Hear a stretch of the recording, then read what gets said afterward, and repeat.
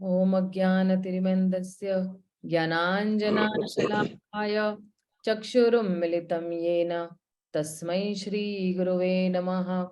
Shri Chaitanya Manobhishtam Sthapitam Yena Bhutale Swayam Rupa Kadamayyam Dadati Swapadantikam Vandeham Shri Gurun Shri Yutapadakamalam Shri Gurun Vaishnavamscha Shri Rupam Sagrajatam Sahagana Raghunatham Vitam Tam Sajivam Sadhvaitam Sarvadhutam Parijana Sahitam Krishna Chaitanya Devam Shri Radha Krishna Padan Sahagana Lalita Shri Vishakham Vitamscha Namam Vishnu Padaya Krishna Prishtaya Bhutale Shrimate Bhaktivedanta Swaminiti Namine Namaste Saraswate Deve Gauravani Pracharine Nirvishesha Shunyavadi Paschat Deshatarine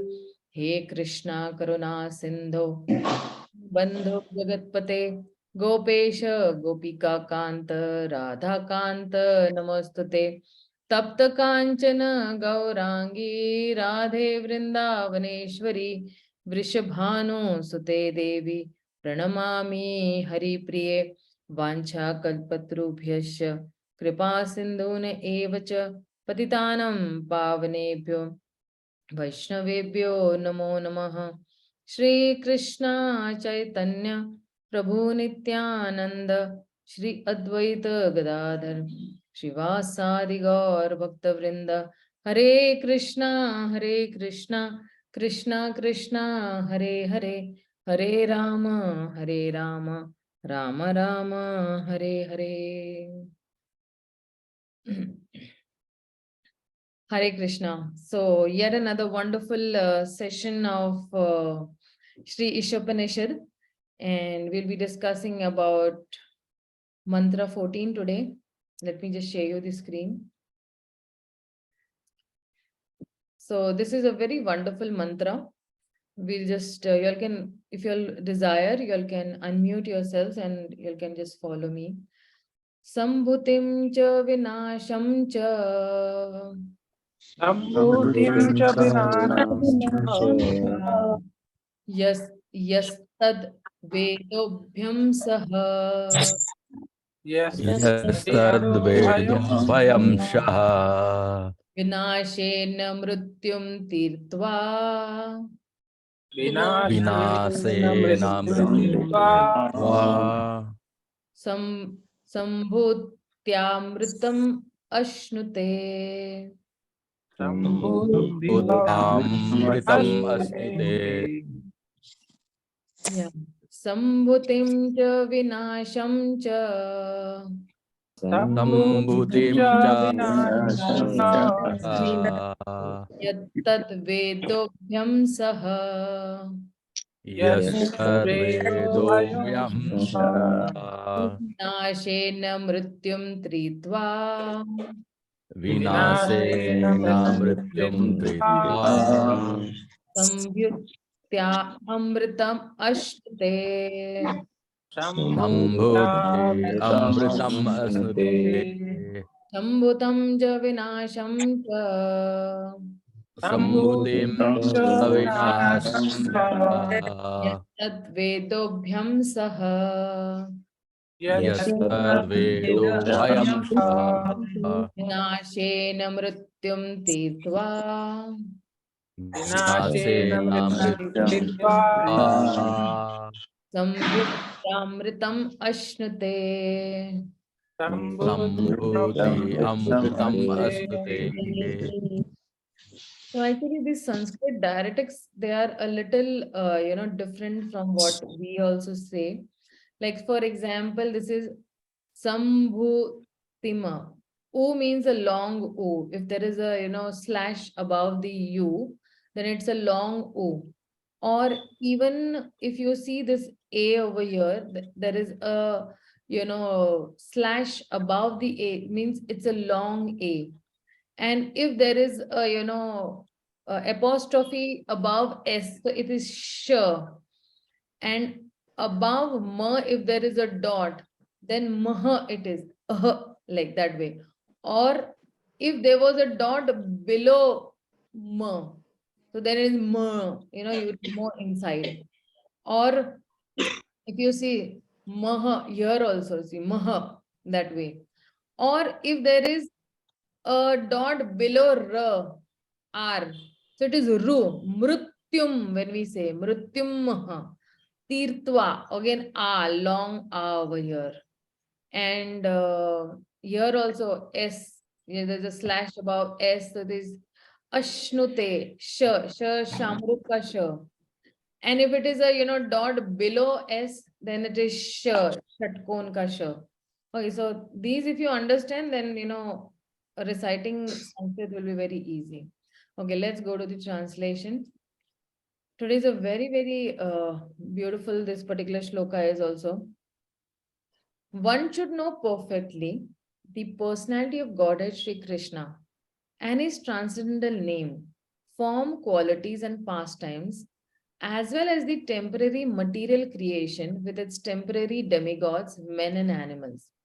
One who knows these, he surpasses death and the ephemeral cosmic manifestation with it. And in the eternal kingdom of God, he enjoys his death life of bliss and knowledge. So now in this, if you see in this particular text that is there, in the previous text that we had seen, that is the mantras 12 and 13, they explain one who conducts worship of the improper object or with the improper conception will not achieve spiritual emancipation. And mantra 14 will now state that one must know the spiritual and material energies properly. The spiritual and material energies of the Supreme Lord, he should know then that is properly, because if he knows their respective positions, then the person will be able to achieve liberation. So if you see, these are the similarities between this mantra and mantra 11. Although mantra 14 is more specific to what transcendental knowledge is more concerned with. But again, Srila Prabhupada is explaining the defects of modern attempts made by the scientists to overcome death by material means. So if only they would learn to take shelter from the, of the Vedic knowledge, or they would learn to take shelter of, or, the bona fide spiritual masters, then this Vedic scriptures, they explain very clearly that how this material realm is functioning, and this their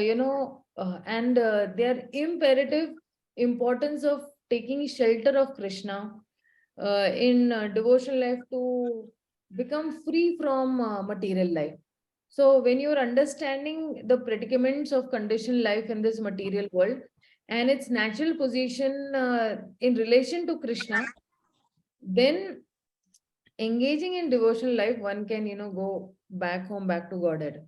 So now if we see that in this particular, this particular text, there are primarily two things being discussed.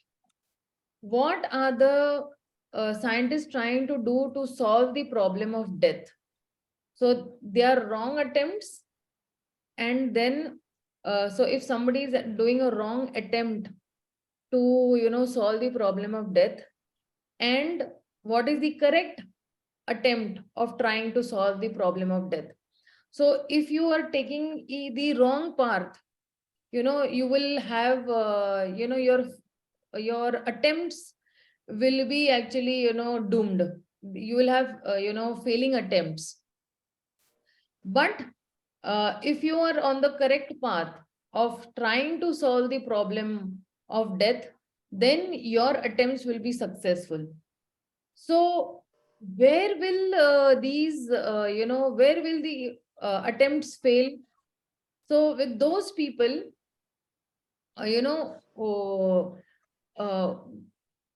or let us put it that way, that who will undertake, these failing attempts? They do not know that these attempts are failure, but who are those people who will actually undertake these failing attempts? So firstly, there are the scientists, then the social workers. Okay, because they are actually trying to see for, temporary relief of the people, the social workers. They are not trying to see a permanent relief from their birth, death, old age, and diseases. So how are these people trying to solve the problems of death?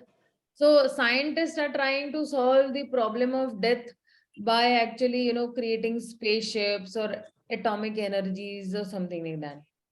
And when they fail in their attempts, what they do, they try to say that, they give some clever replies. They say that, oh, in the future we will solve it. We are, we are trying and we are on the move and we are progressing and we'll try to solve these problems. Because these scientists, they're thinking that, advancement of knowledge means only, trying to, solve the problem of death by creating these spaceships and creating some atomic energy as such. So please mute yourself, whoever is there. Sushil Prabhu and Rup Manohar Prabhu, please mute yourselves. So then these social workers that are there, what are they giving a temporary relief to the problem of death is that they try to create, or open hospitals, but they are not educating people about bhakti or devotional service. And these social workers, they even try to start some public or semi-government institutions to, tackle these problems. So why do these attempts of these scientists or these, social workers fail? Firstly, because uh, in this material world, they do not know that everybody is under the law of stringent material nature. Secondly, that they do not know that, a human being passes through the six stages of transformation. A person, is born, then he has his childhood, then youth, then, he has his middle age, and then he dwindles and then he dies. He does not know this. And they do not even have knowledge, right from an ant to Brahma. Everybody has to die. And they do not know that this material world is called Mrityu Loka. Everybody has to die. Also, whenever there is the message of the Gita given, they do not take the message of Gita seriously or the instructions of the Supreme Lord seriously. So they just overlook that message. And they have always misguided attempts. See, in the Bhagavad Gita is a perfect guide for a particular person how to live your life successfully, right? But because they do not have proper guidance, then their attempts are also misguided. Also, they do not know that there is devastation at every moment in life. So for example, you bring an apple, after every, minute to minute, it starts, rotting. After it starts, it has its own stages also of being born to being, smashed into, just being crumbled into a very, old apple or something like that. So even they do not know that basically they are too much attracted to sense gratification. And this sense gratification only is actually going to mislead them and degrade them. So that is why these scientists or these social workers, all their attempts, to solve the problem of death are a big failure. And why do they fail? Because they do not know only that how to tackle these problems. They do not know only that there is something beyond this particular material world also, and they are in ignorance. Primarily they are in ignorance because they have no information of the deathlessness of the spiritual world, and they fail because of their aversion to the Vedic knowledge. So now those who opposite to this, those who understand that okay, there is deathlessness above this material world, there is another spiritual world, or those who have full knowledge about the Supreme Lord, they will be very successful. And what are the successful attempts of a particular person? How can he be successful? He can be successful by knowing Krishna. Then what is the proof that there is a spiritual world? So Krishna himself says in the Bhagavad Gita, in the Vishnu Purana also it is written. And how is the spiritual world not destroyed? Okay, if this material world is destroyed at the time of annihilation, then how is the spiritual world not destroyed? So then Prabhupada is giving, long purport about Brahma's night and his death, and everything will be destroyed, but the spiritual world is not destroyed. And material world is just 1/4 of the, spiritual world, and the spiritual world is the 3/4. And then who is residing over there? Krishna and his devotees are residing over there. Then what to avoid? Then he's saying that we should avoid karma. We should avoid jnana. Karma means what? At the most, if you do karma and you will reach to Swarga or moon or, the sun planet. And the jnanis will reach to either Brahmaloka or Maharloka maximum. So then, okay, then what is the qualification to enter the spiritual world? The qualification is that only that we are taking training and devotion, and we surrender to the Supreme Lord, where Krishna says in the Bhagavad Gita, Sarva Dharma Parityaja Mam Ekam Sharanam Vraja Aham Tam Sarva Papebhyo Mokshishyami Masucha. So this is the qualification to enter into the spiritual world.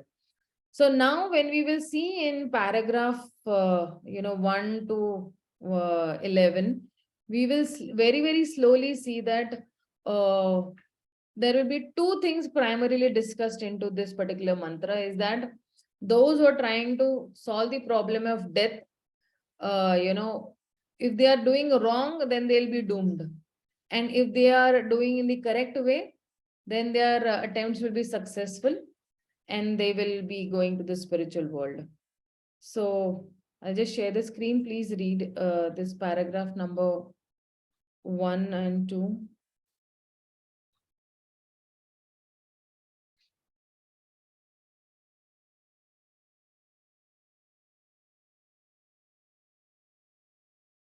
Mohana Mataji, please read this first paragraph.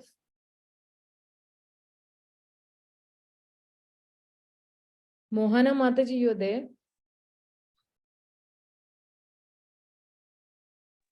Yes, Mataji. Yeah, please read this purport. By its so-called... Read Yes, Mataji. paragraphs, paragraph 1 and 2, okay? Okay, Mataji. By its so-called advancement of knowledge, human civilization has created many material things, including spaceship and atomic energy. Yet it has failed to create a situation in which people need not die, take birth again, become old, or suffer from disease.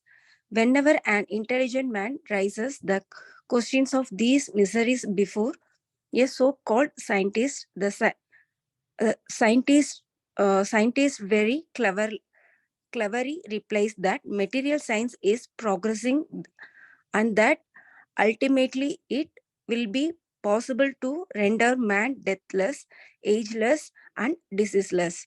Such answer prove the scientists' gross ignorance of material nature. In material nature, everyone is under the strengthened laws of matter and must pass through 6 stages of existence: birth, growth, maintenance, production of byproducts, deterioration, and finally death.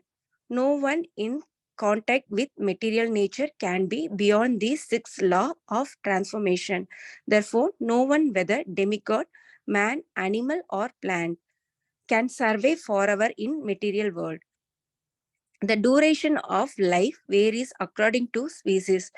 Lord Brahma, the chief living being within this material universe, lives for million and million of years, while a mini germ lives for some hours only. But no one in the material world can survive eternally.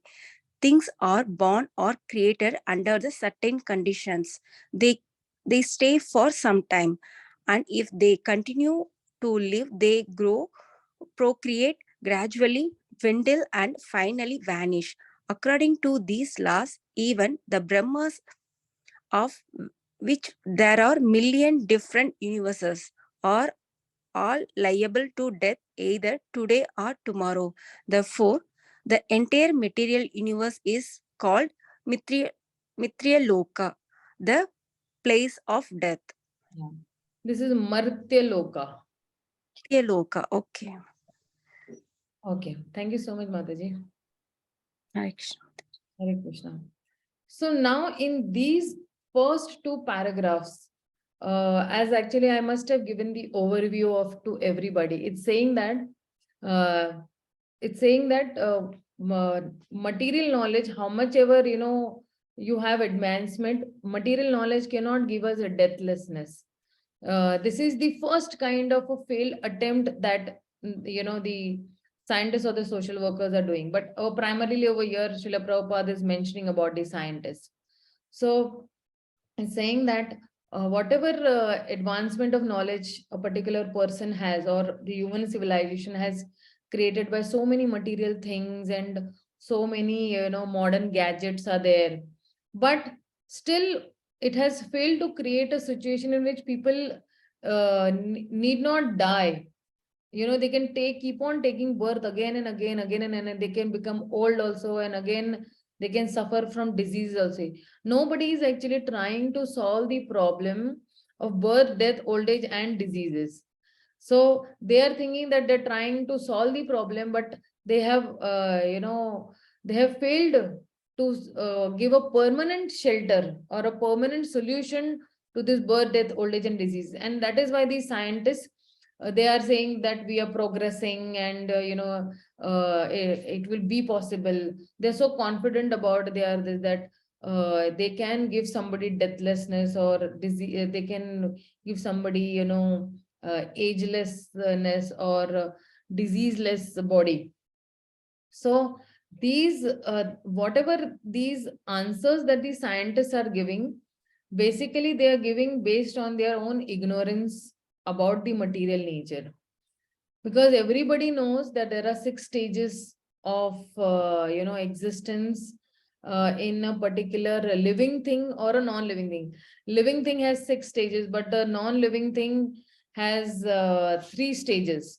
Non-living thing में ऐसे होता है कि there is creation, there is deterioration, and last में there is destruction. But in a living thing, there is birth, growth, there is maintenance, there is a reproduction, there is deterioration, and then last mate is death.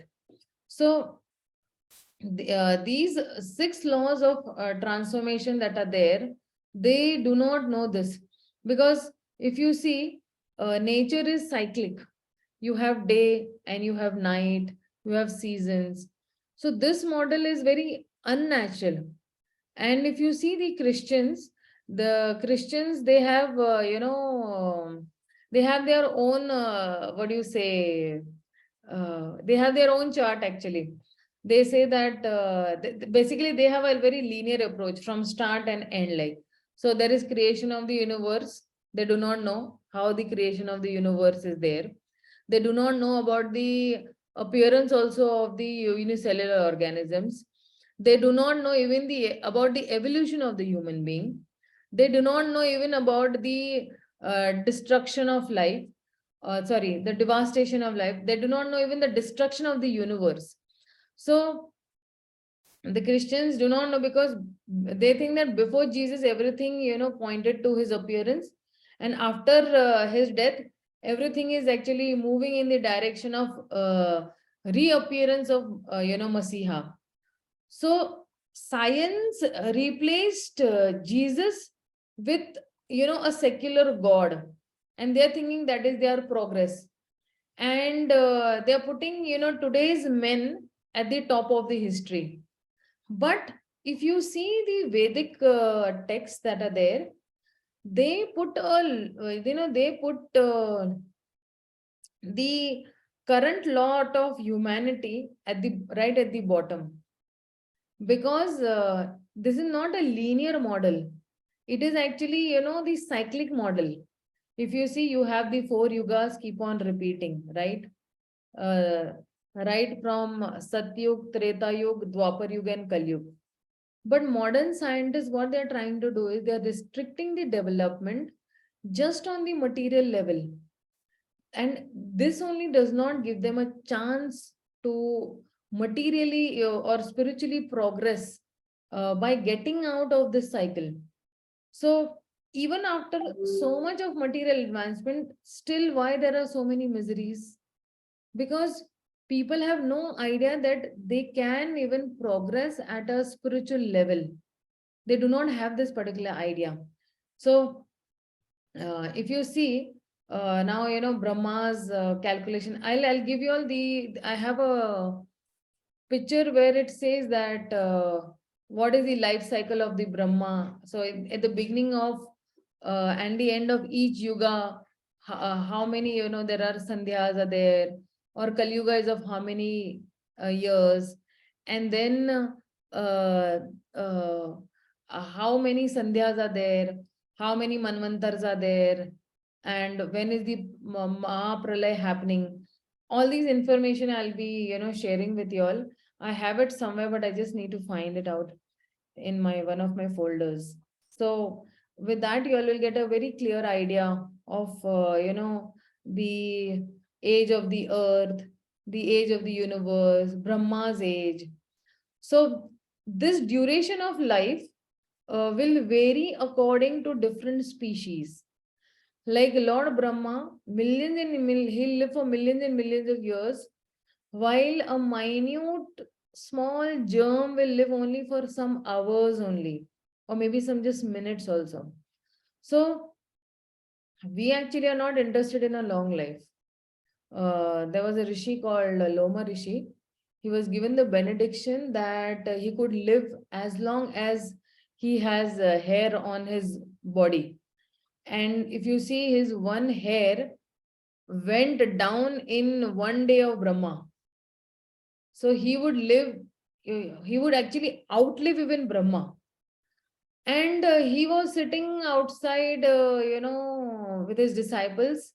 And the disciples said that, let us build a hut for you.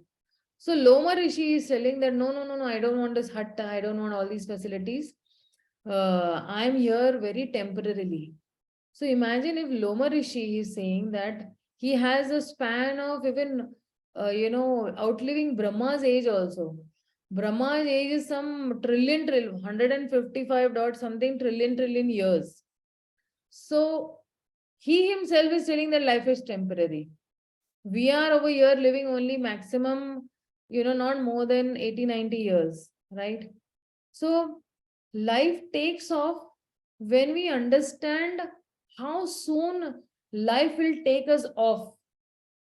So Srila Prabhupada says that for materialist, Krishna comes as time. But for devotees, time comes as Krishna. So in the Garud Purana, it is written that this death pain is like, a bite of 40,000 scorpions. But no one in this material world can survive eternally. So if you see this, this definition only of this Mritya Loka is that only that this entire material universe is called Martya Loka. Martya Loka means what? The place of death that is there. So materialists feel pain of losing all what they have. They feel the current pain and are very uncertain about the future. But a devotee feels much less pain because he's not attached to the body at all, or to his relatives, or to his property, or to his family. Or his property is only Krishna's service, and he's sure that I will be going to Krishna one day. He's sure about his future. The materialists have a lot of fear about their future.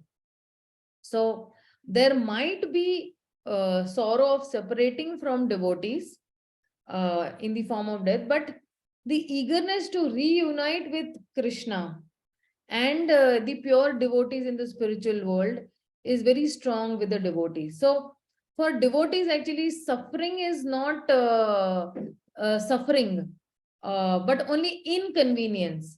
And so, for example, somebody's broken a bone, and or somebody else has his car punctured, are not actually the same for, because the devotees consider even the body to be eternal. So that is why, if you see, why did we actually not burn the pure devotee's body? We actually, what we do, hum unko guard dete hai with proper salt and everything. So for devotees, problems are unavoidable, but suffering is avoidable.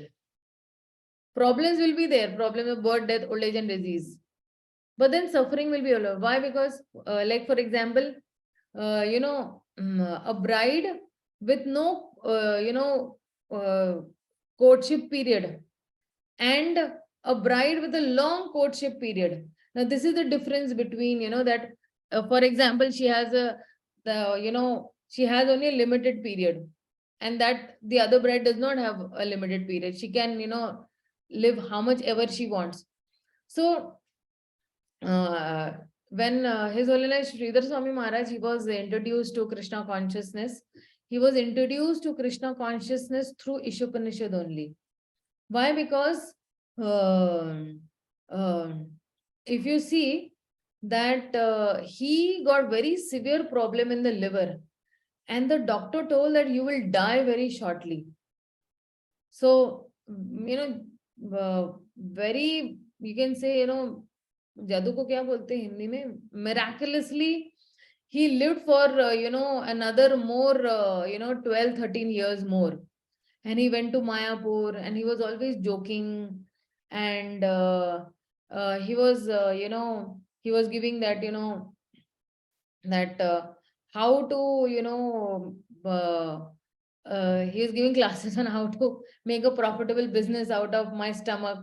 So the stomach was swollen, the doctors were checking, and he was asking, is it a boy or a girl, as if he is pregnant. So this is for a devotee, the death is like he does not have this problem of this death. He is actually living happily also. Or if you see His Holiness Bhakti Tirth Swami Maharaj, Bhakti Tirth Swami Maharaj could have died in Vrindavan, but he chose to remain in his own country and preach over there and die amongst his own devotee community. He did not choose. He's saying that wherever we'll be chanting, or wherever the devotees will be chanting, that place is Vrindavan. Just give me 1 minute.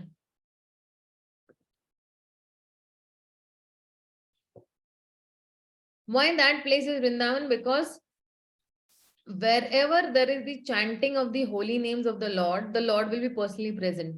So Vrindavan is a state of consciousness wherever you are, and you are thinking about Krishna, you are thinking about Vrindavan, you are transported by your mind to Vrindavan.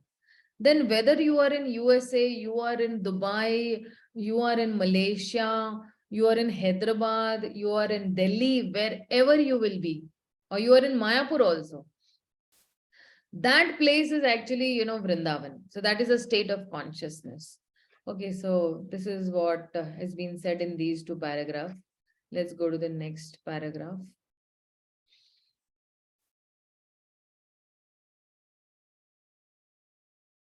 Why am I not able to? Are you able to see the screen? No, I guess No, not. Mataji. Yeah, okay, sorry.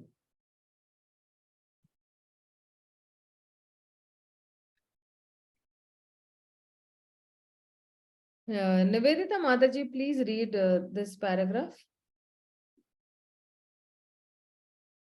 Nivedita Mataji, you there?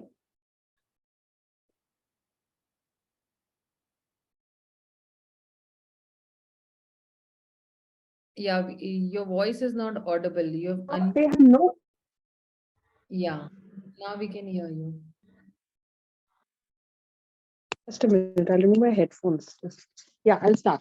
Yeah. Material scientists and politicians are trying to make their place deathless because they have no information of the deathless spiritual nature. This is due to their ignorance of the Vedic literature, which contains full knowledge confirmed by mature transcendental experience. Unfortunately, modern man is averse to receiving knowledge from the Vedas, Puranas, and other scriptures. From the Vishnu Puranas 6.7.61, we received the following information.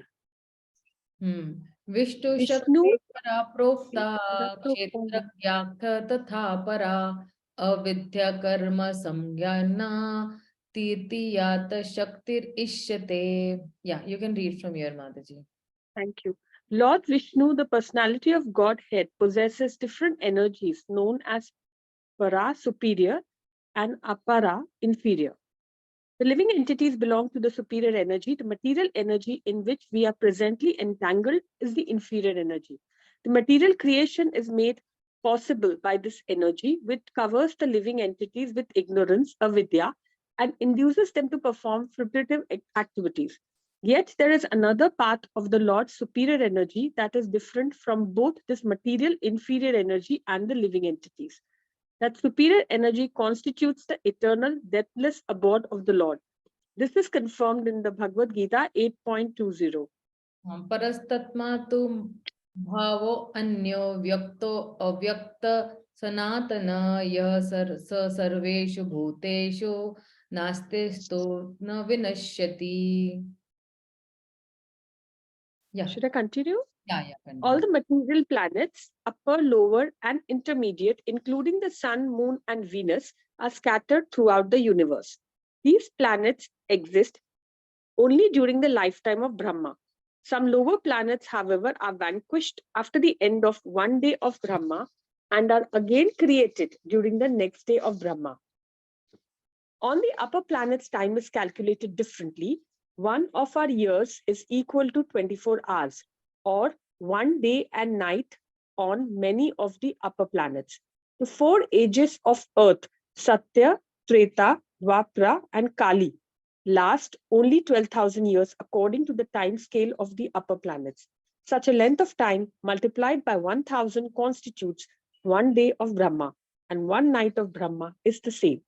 Such days and nights accumulate into months and years, and Brahma lives for 100 such years.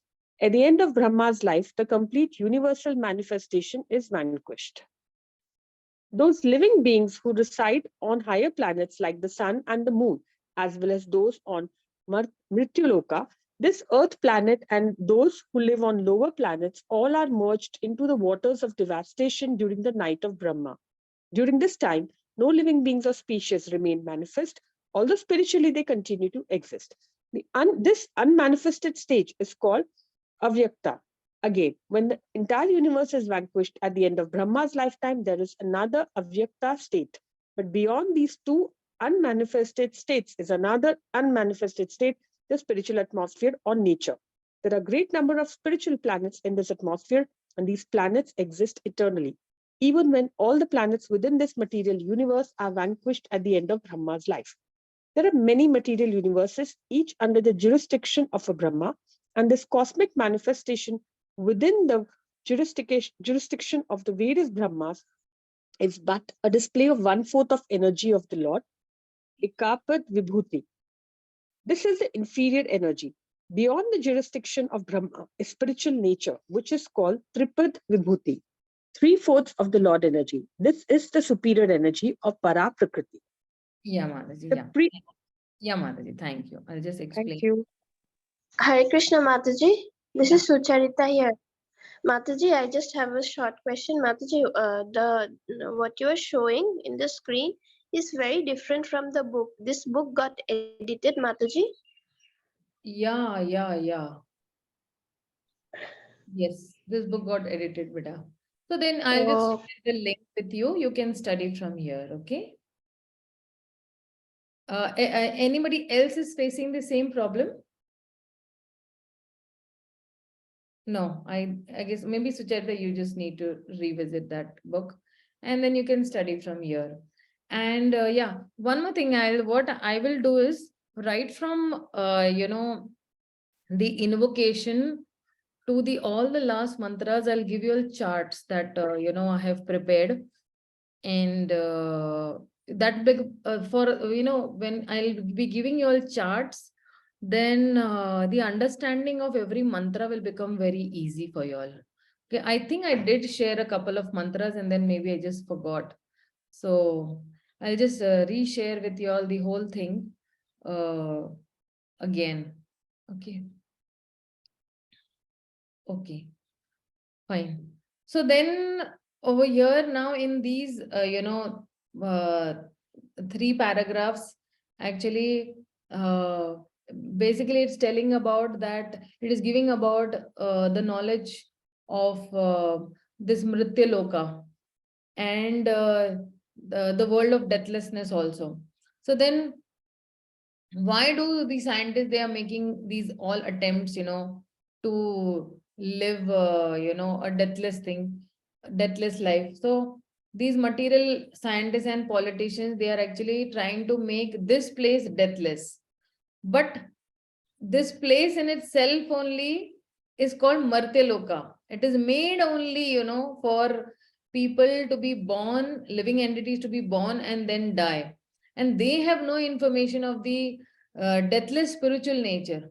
So, because they are ignorant of the Vedic scriptures, and the Vedic scriptures, they contain full knowledge of the spiritual world, they are in ignorance about the Vedic scriptures, and they do not have this knowledge, and they are bereft of this particular knowledge, in short.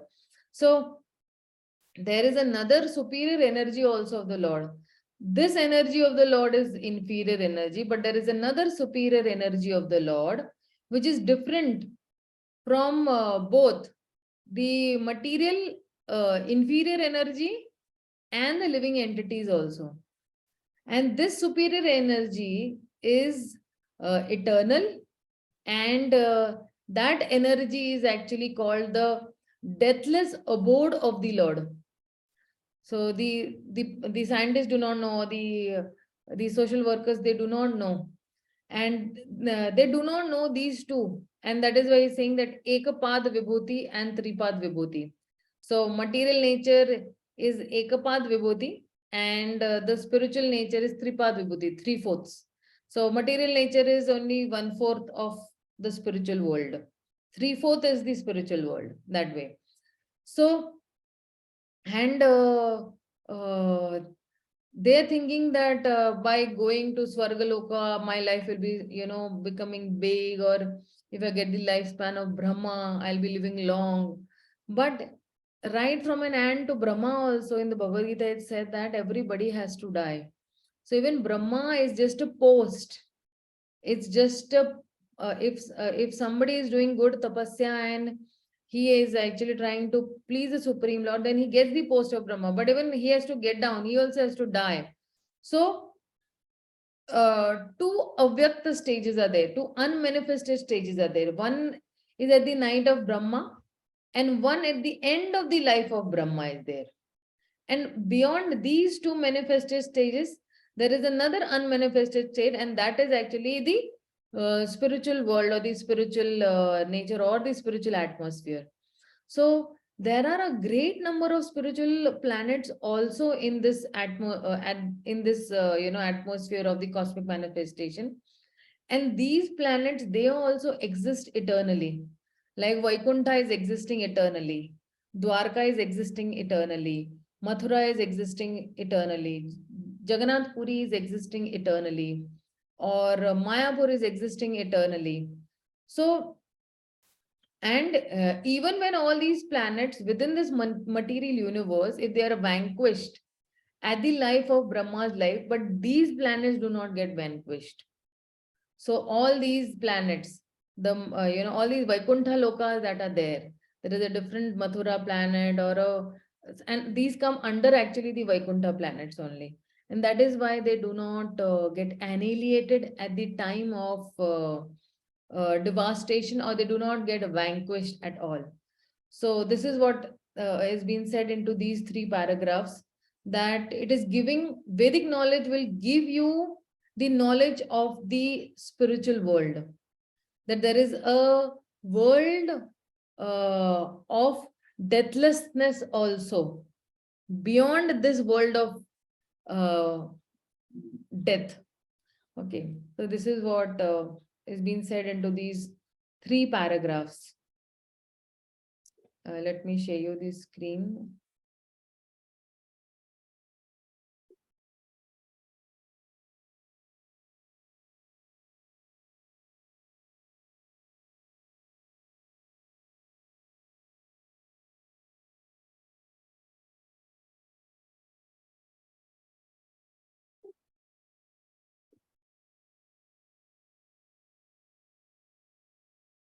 Sushil Prabhu, please read this paragraph.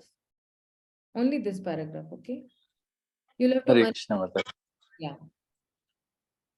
The predominating Supreme Person residing within the spiritual nature is Lord Shri Krishna.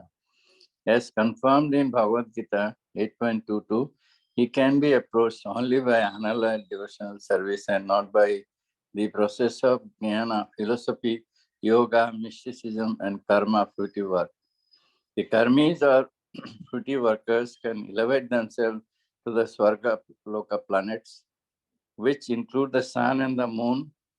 Jnanis and yogis can attain these higher planets such as Mahaloka, Tapaloka, and Brahmaloka. And when they become still more qualified through devotional service, they can enter into the spiritual nature, either the illuminating cosmic atmosphere of the spiritual sky, Brahman, or the Vaikuntha planets, according to their qualification.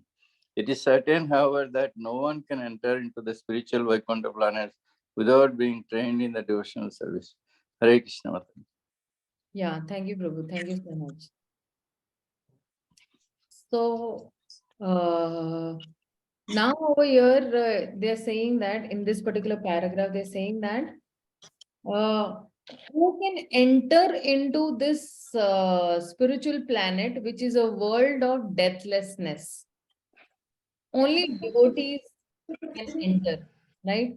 So, over there in this spiritual planet, who is the predominating supreme person? He is Lord Shri Krishna. And how can the Lord be approached? He can only be approached by unalloyed devotional service and not by any process of karma, jnana, or any yoga. Jnana is philosophy, karma is fruitive work, and yoga is mysticism. So the karmis or these fruitive workers, they will elevate themselves only till Swargaloka, not beyond that.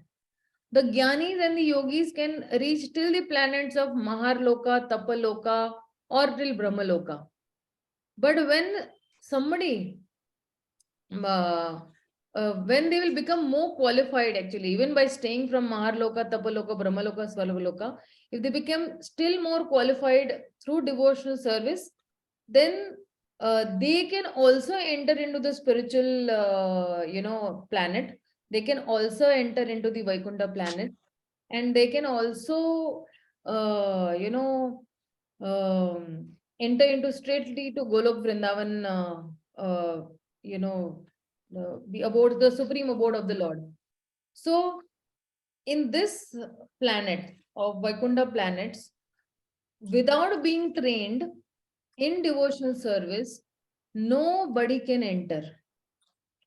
If you are not trained in devotional service, then nobody will be able to enter. This is what is being said into this particular paragraph. Okay. So let's see the next paragraph.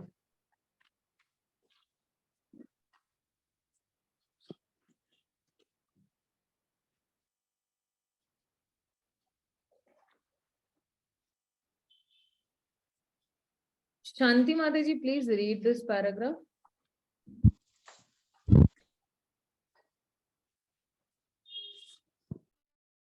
You'll have to unmute yourself, Shanti Mataji. Yeah. On the material planets, everyone from Brahma down No. to the ant is to lord it over material nature. And this is the material disease.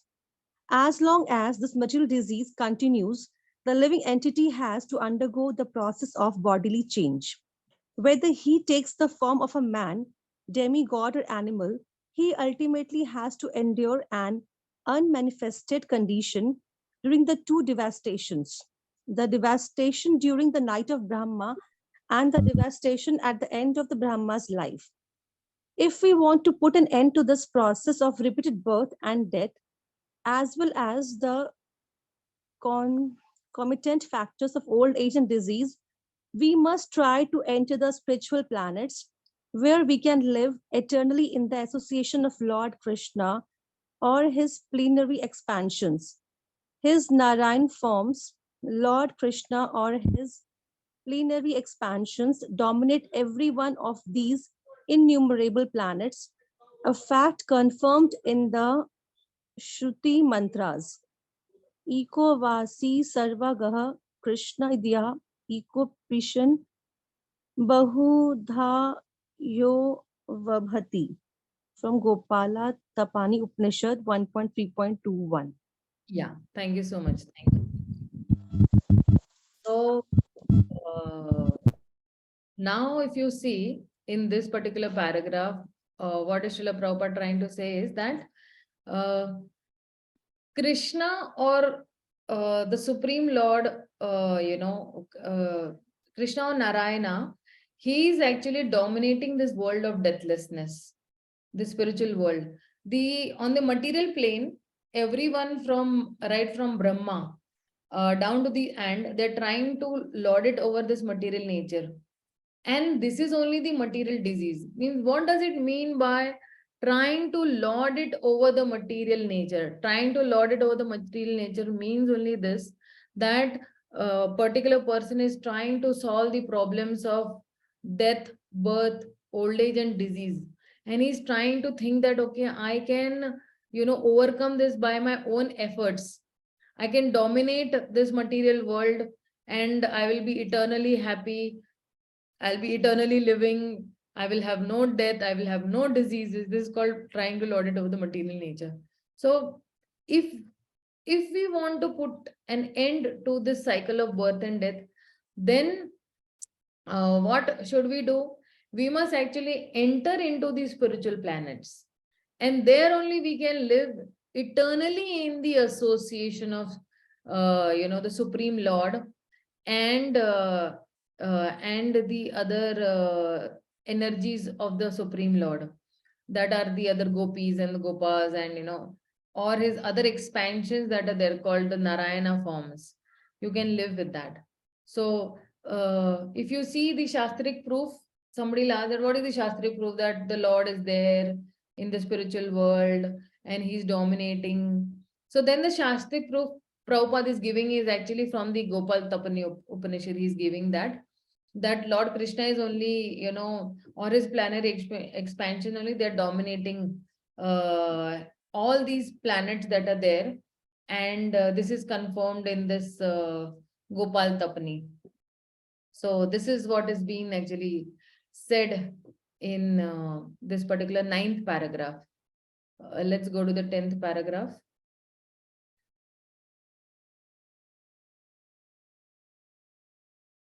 Okay. No one can dominate Krishna. It is the conditioned soul who tries to dominate material nature and is instead subjected to the laws of material nature and the sufferings of repeated birth and death. The Lord comes here to re-establish the principles of religion, and the basic principle is the development of an attitude of surrender to Him.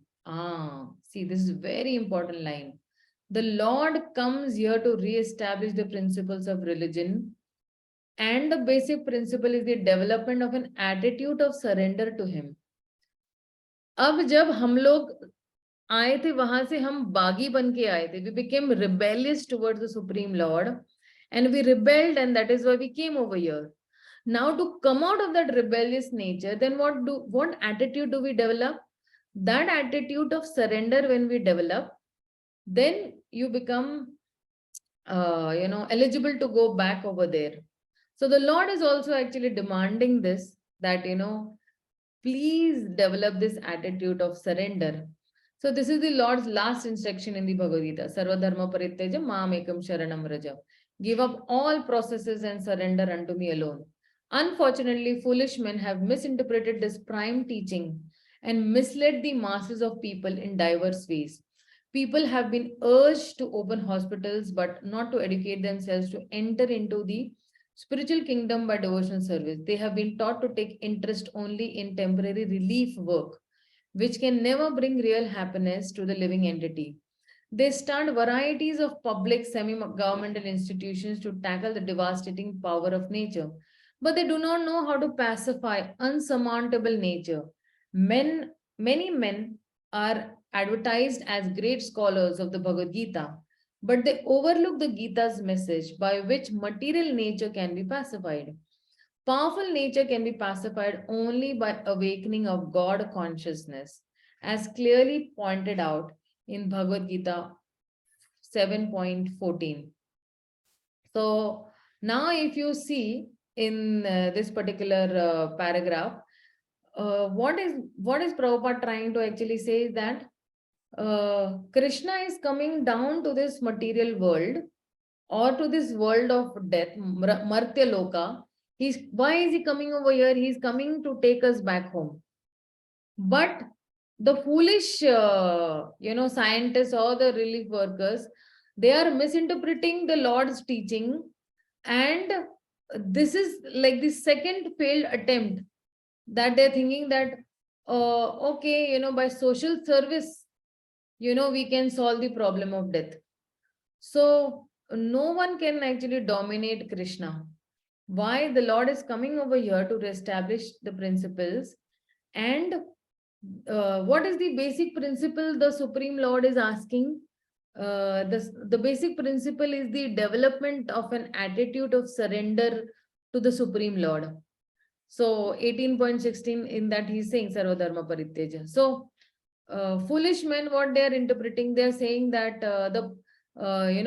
they are misinterpreting this particular Sarva Dharma Parityaja, and they are misleading the innocent people in very different ways.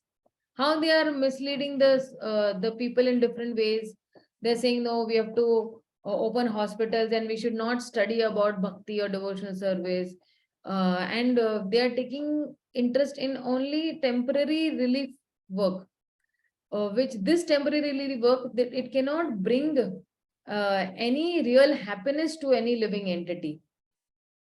So then they're starting varieties of public and semi-governmental institutions to tackle this problem of devastating power of nature, and they do not know how to pacify this nature at all. So now this powerful nature, of this material world can be pacified only by taking up to Krishna consciousness. And this is what is being said in this particular text of text 9. Let's go to text 10.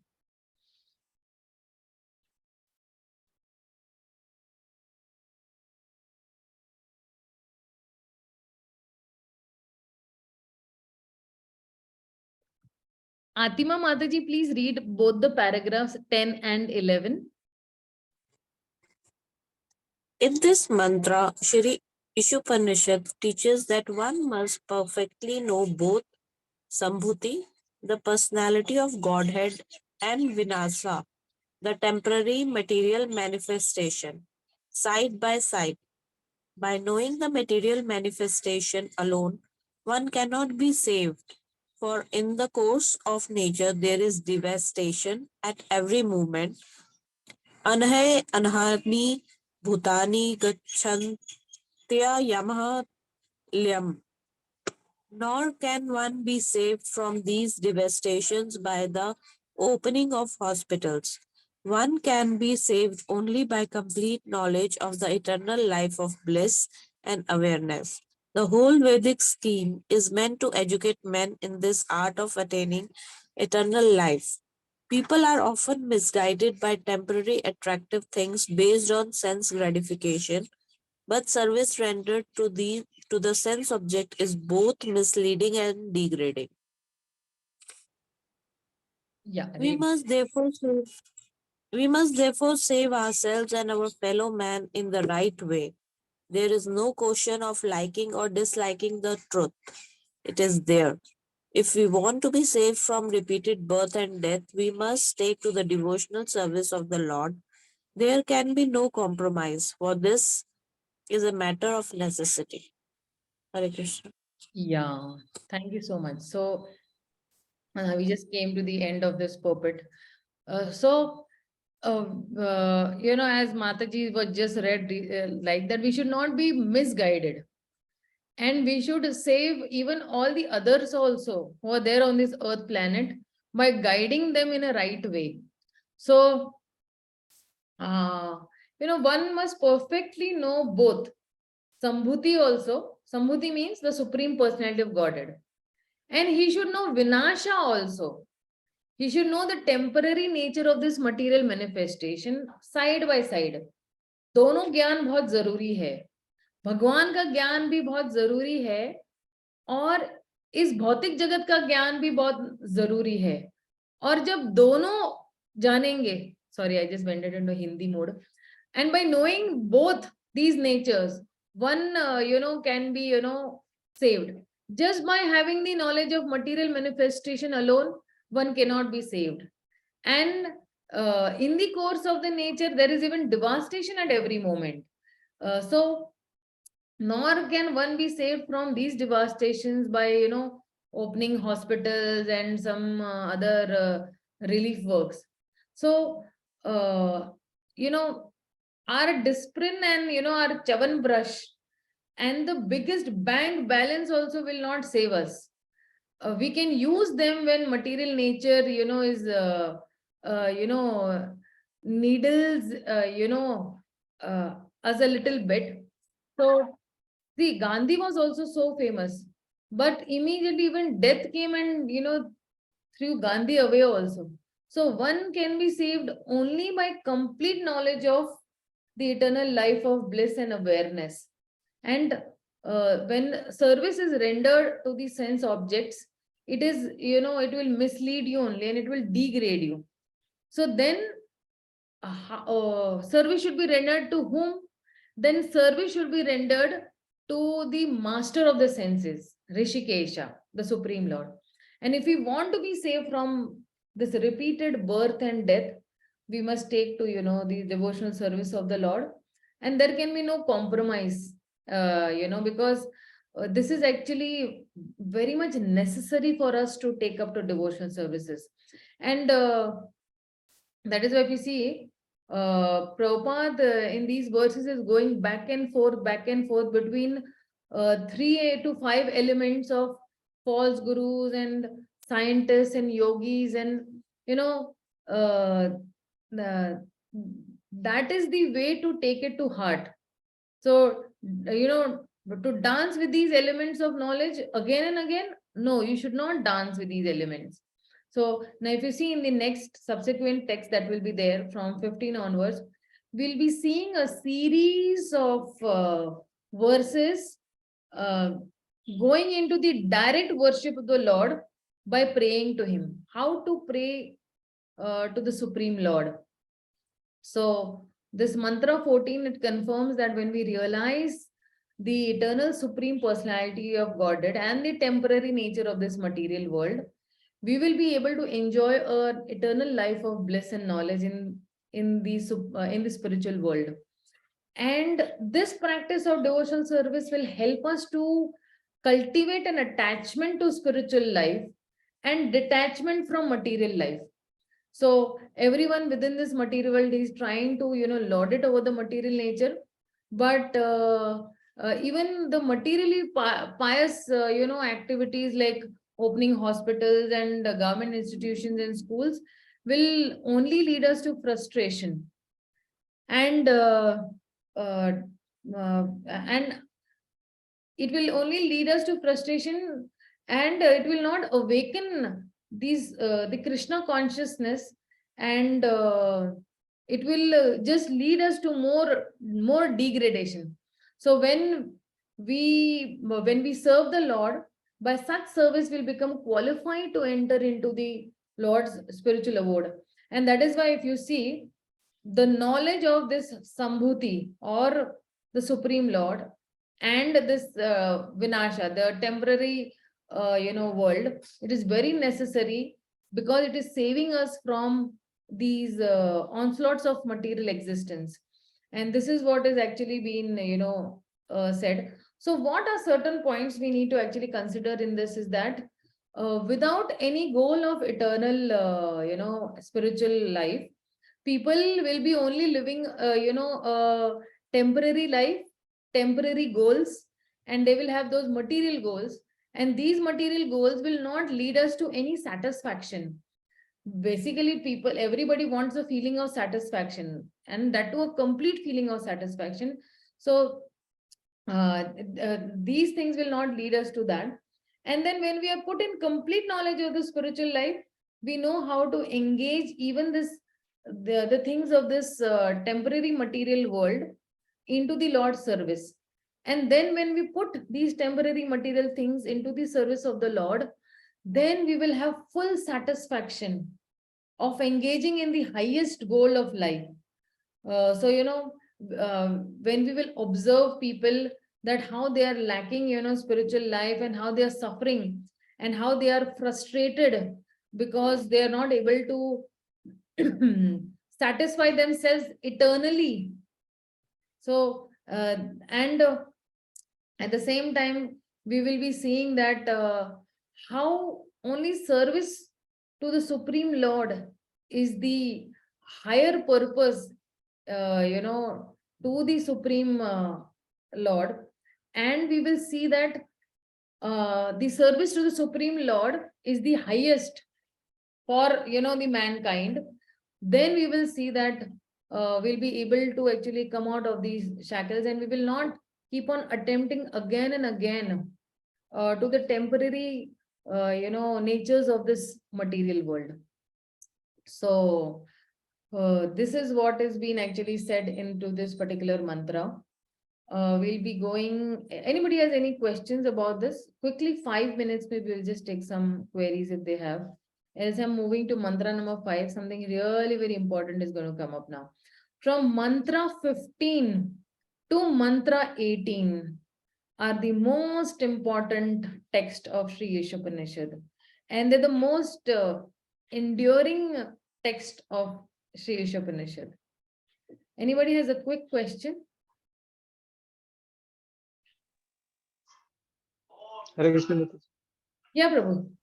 Harsh, Prasanna, Prabhu. Yes. My question is, as we read in the purpose by Srila Prabhupada that we should perform devotional service to the Supreme Lord. But how do we know that we are doing karma karma mixed devotional service, or gyan mixed devotional service, or pure devotional service? How to know about this? Yeah, nice question. Good question, Harsh Prashanatma Prabhu. That how do we know that we are not doing karma mishra bhakti or jnana mishra bhakti or any other type of bhakti or hatha yoga or any type of bhakti? So see, the definition of pure devotional service is anya abhilashita shunyam jnana karma anavrittam. Jnana karma anavrittam. What is it next? Harsh Prashanatma Prabhu, please just guide me. Anabhilasita sunyam gyan karmadya navritam anukulen krishnanushilanam bhakti. Anukulyasya Krishna Anushilanam. Anukulyasya means whatever is favorable to devotional life, you will accept only that. And Krishna Anushilanam, जैसा कृष्ण कहते हैं, the way Krishna is guiding you, that only if you go on doing, then that type of bhakti is Uchchate, Uttam, best bhakti. So you're just following the orders of Krishna, you're just following the orders of the spiritual master, and then you do not have any ulterior motive. You do not have ulterior motive of name, fame, acquiring wealth, acquiring some post position. Then that type of bhakti is pure bhakti, where you completely surrender to the instructions of the spiritual master, Krishna in the Bhagavad Gita, Srimad Bhagavatam, when you're exactly walking according to the text. Then that bhakti is complete pure, and that is called as Shuddha Bhakti. Then it does not have, Sakam Karma, or does not have Jnana Mishra Bhakta, or does not have any other thing. When you know that, okay, this is pure, and I have to just follow in the guidelines of my spiritual master, and I don't have any ulterior motive, then when there is no hypocrisy, there is no duplicity, whatever is favorable, you accept only that. What is unfavorable, you reject. And when you have complete faith that Krishna is only my ultimate protector, no Brahma, no Ganpati, no Lord Shiva, no Lord Durga, nobody can protect me, only Krishna can protect me. Then that 100% faith when you have only in Krishna, then that is actually pure bhakti. Okay, Harsh Prashanatma Prabhu. Yes, Mother. Thank you so much. Parthasarthi Prabhu, yes, you have some question.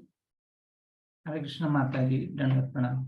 Dandavat Pranam. Mataji, I just want to ask one simple question was, and you had mentioned that in the living thing, there are 6 steps, birth, growth, maintenance, creation, deterioration, and death.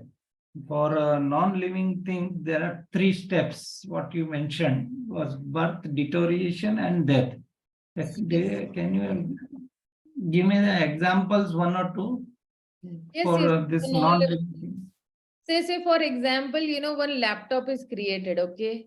The laptop also has its own lifetime. Means as in when you keep on using the laptop, वो उसका depreciate होते जाता है value, right? Or even a normal, vehicle, or even an apple, it is created, then it keeps on deteriorating, फिर सड़ जाता है और हम उसको dustbin में फेंक देते, तो उसका destruction हो जाता है.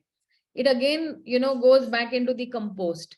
Or even a laptop, if you see, it is created, we use it for years and years, maybe maximum you can use it for 10 years. And then, the laptop stops working. So that is the destruction. Then what people tell, so for example, you are in Dubai, okay? In Dubai, they will say, isko kachre ke dabbe mein fek do. In America also, they will say, put it in the trash.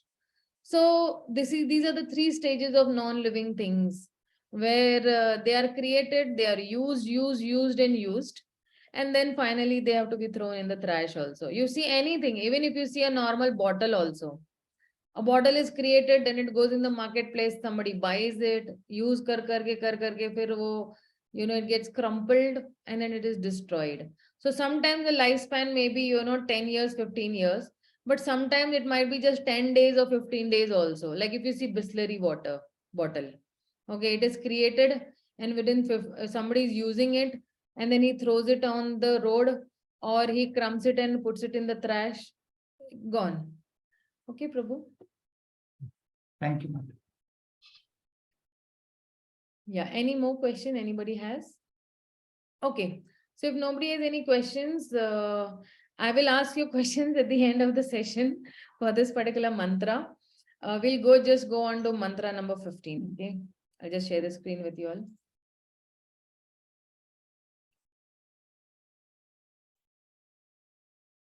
So very, very important mantra, very wonderful mantra this is. Hiranyamaya patrena. You can repeat after me if you all want. Unmute yourself. Hiranyamaya patrena Satyasyapi pihitam mukham. Satyasyapihitam mukham Tattvam pushnan apavrunu. Tattvam pushnan pavrunu Satya dharmaya drishtaye. Satya dharma drishtaye. Yeah, thank you so much. If you'll want to by heart, you can by heart this shloka. That is up to you all. Oh my Lord, sustainer of all that lives, your real face is covered by your dazzling effulgence. Kindly remove that covering and exhibit yourself to your pure devotee. Now, actually, how to pray to the Supreme Lord is being said over here in this particular shloka. So from shloka number 15, 16, 17 and 18, everything is there that how to pray to the Supreme Lord. We'll see how much we can cover today and how much we can do, because these are all not very long, purports or, shlokas. But let's see how much we can cover today. And if not, then we will continue the next week as such with these mantras. But this mantra that is there, from mantra 15 to mantra 18, these are like the prayers, for revelation of the Supreme, Lord's form. So the speaker, the speaker of Upanishad is finally appealing to the Lord to remove his dazzling bodily effulgence and reveal his personal form, because God is a person, the Supreme Lord is a person. So he's telling that please reveal your personal form. So the time of death is approaching and the devotee is acknowledging that he is far from, the perfect existence, but he's praying also to the Lord to be merciful to him and he's praying to the Lord that please overlook my shortcomings. Please accept me as an eternal servant and give me shelter at your lotus feet. So the mood is very different over here. The speaker is explaining the Ishavasya principle right from, shloka number 1, and the advantages of following and the disadvantages of not following the Ishavasya principle. And after explaining the philosophical points, now he's begging mercy to the Supreme Lord. So the devotee at the time of death will not say, yes, I am ready. I am, qualified. So Srila Madhavendra Puri, he was praying at the time of death that, I have failed, in executing devotional service. Please help me. And his disciple Ramachandra Puri is telling him that why are you so sentimentally lamenting? Just concentrate on the Brahman. So, Madhavendra Puri is saying, you just get out. If I see your face at the time of death, I don't know where I will go. And the other disciple, who is Ishwara Puri, he appreciated this particular feeling that, I have failed, please help me. And the result is that Ramachandra Puri became an impersonalist. Whereas Ishwarapuri got so much mercy that he became the spiritual master of Lord Chaitanya Mahaprabhu also. So, you know, to that extent that even Ramachandra Puri even tried to correct Lord Chaitanya Mahaprabhu also. So, if you see in the Damodar Leela also, there are two fingers, of Damodar Leela also. One is the endeavor finger and one is the mercy finger. So these two fingers of Damodar Leela, are endeavor and mercy. And if you see, in these texts that we will be reading actually this. So mantra 15 and 16 is the speaker is actually begging for prayers for knowledge. And mantra 17 and 18, the speaker is begging for or praying for practice, that please help me do in practice. So 15 and 16 is actually primarily they're praying to the Lord that please show me your personal form. So these are actually prayers of knowledge. And there is one very nice factor in our lives which determines the degree to which we will realize spiritual knowledge and effectively follow spiritual practices. And that factor is our own desire.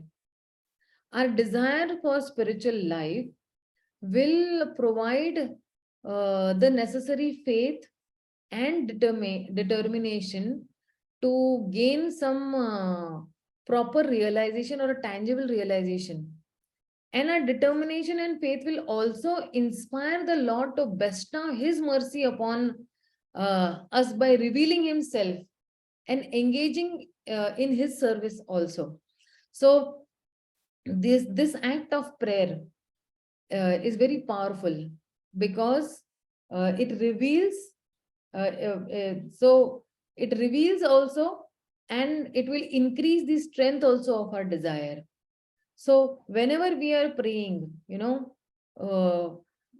will be actually revealing our incapabilities or our shortcomings to the Supreme Lord. Generally, what happens is, because of the false ego, we do not admit that yes, I have some shortcomings. Mere mein ye kamiyan hai.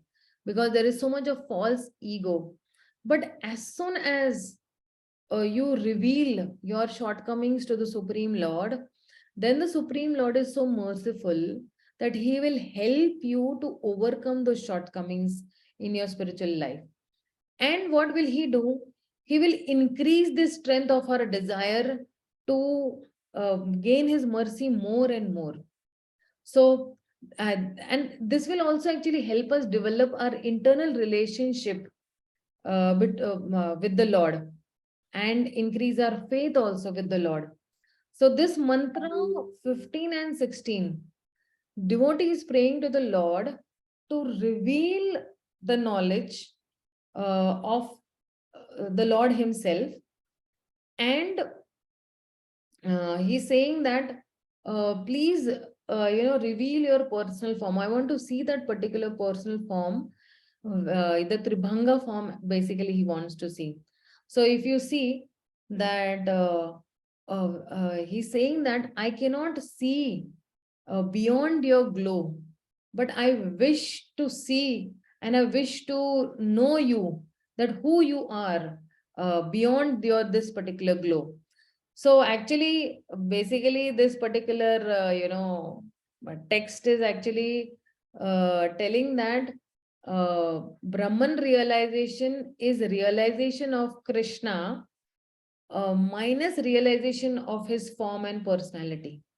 So the Brahmavadis, what they do is, those who want Brahman realization, they just are very satisfied with the effulgence of the Supreme Lord. They don't want to see beyond that effulgence at all. So if we want to actually progress, then we have to see the Supreme Lord beyond his effulgence also. And we will get the eyes to see his form and personality if we, pray to him and when we progress in our spiritual life. And that's where in text number 15 and 16, there are repeated requests.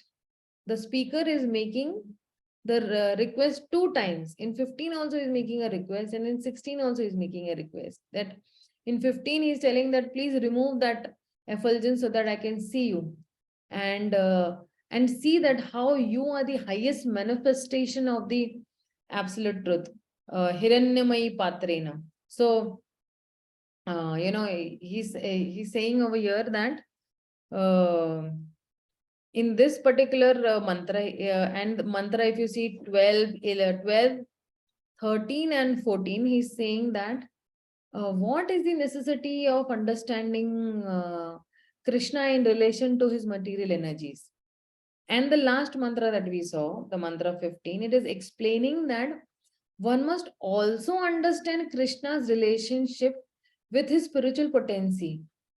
One of his spiritual potency is the Brahma Jyoti. And in order to achieve realization of the Supreme Lord, it is necessary to understand the Brahma Jyoti. So if you see in this particular text of 15, it is actually a prayer given over here, and Srila Prabhupada is describing in this purport the invocation. He's actually giving that the Lord's effulgence is all pervading, it is his spiritual energy, and that is known as Brahman. And further, this particular spiritualization is leading us to the localized form of the Supreme Lord, that is the Paramatma, within every atom and within the heart of every living being as Paramatma. So, but the highest spiritual realization is beyond even Brahman and beyond even Paramatma. And the highest spiritual realization is that of the Supreme Personality of Godhead, Sri Krishna. Because Krishna is always, blissfully engaging in his own pastimes and having a lot of pleasure with his devotees in the spiritual realm. And he's exhibiting his pastimes even in the material world. Why is he exhibiting his pastimes in the material world? To attract the conditioned souls towards him. So one may realize the impersonal Brahmal effulgence, but these yogic practices also that way. With yogic practices, one may realize the Paramatma feature also of the Lord, who is situated in everybody's heart of all the living entities. But only by devotional service, one can realize the Supreme Personality of Godhead himself in toto. So if you have realized the Supreme Personality of Godhead, you will also realize his Brahman feature and his Paramatma feature also. So within the Bhagwan feature, the Paramatma feature and the Brahman feature is also included. Specially आपको learn करने की जरूरत नहीं है कि Brahman realization क्या है, Paramatma realization क्या है. आपको भगवान का realization हो गया, तो अपने आप ही Brahman realization भी हो जाएगा और Paramatma realization भी हो जाएगा. ब्रह्मन रियलाइजेशन के लिए आप बहुत सारे जन्म लेते हो तो ब्रह्मन रियलाइजेशन मिलता है.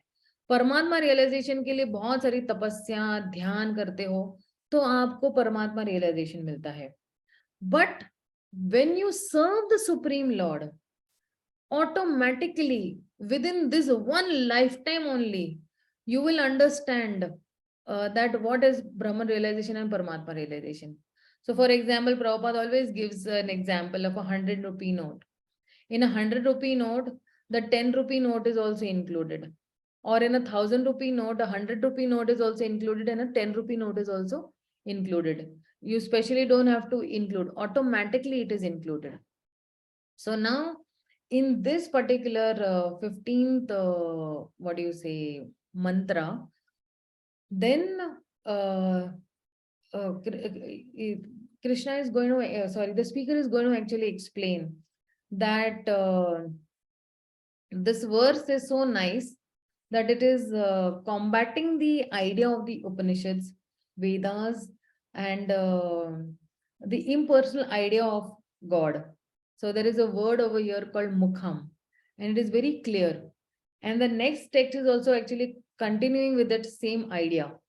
So this text 15, if we look into, it is actually following the same parallel text that is there in the Bhagavad Gita 15.15. So what is the Bhagavad Gita 15.15 verse? Sarvasya chamriti sanvishto matta smritir jnana apohanam cha vedeshcha sarvera aham eva vedyo. So he's saying that from the Vedas I am to be known, and from me only comes remembrance, from me only comes forgetfulness, and from me only comes knowledge, and from the Vedas I am to be known. So in this text there will be a comparison between the impersonal form of the Lord versus the Supreme Lord's personal form, and what is Krishna's position, and how can we see this position of Krishna, what is the proof of how this personal form of the Supreme Lord is the highest realization. So if you see Krishna's personal position, then you have many shlokas, that Krishna himself is only the source of this impersonal Brahman, and he's filled with transcendental bliss, and he has a relationship with his devotees in 5 primary rasas, that is the Sakhya, Dasya, Shantya, Madhurya rasa. And then, okay, if somebody is enjoying, then simultaneously, how is he even maintaining the creation? So then he's maintaining the creation in his Paramatma form. So this is what will be actually more, in detail, we'll understand that why is he having so many pastimes, and why, he's like a naughty but a thief, or why did he enjoy with his family and friends, or why did he kill the demons. So we can see his full position, of Krishna. But how can we see this full position of Krishna?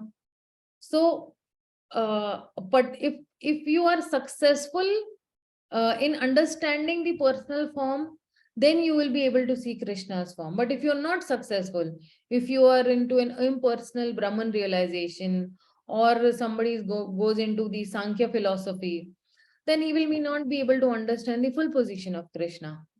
And what is the proof of how his personal form is the highest realization? Then many Upanishads are giving their, their testimonies, or the Bhagavad Gita. And in Bhagavad Gita, Krishna himself is saying that he is only the root of the Brahman realization. And you can realize the Supreme Lord only by studying Bhagavad Gita and Srimad Bhagavatam. So let's move on to the first paragraph and read the first paragraph and try to understand what Srila Prabhupada is trying to say in this first paragraph.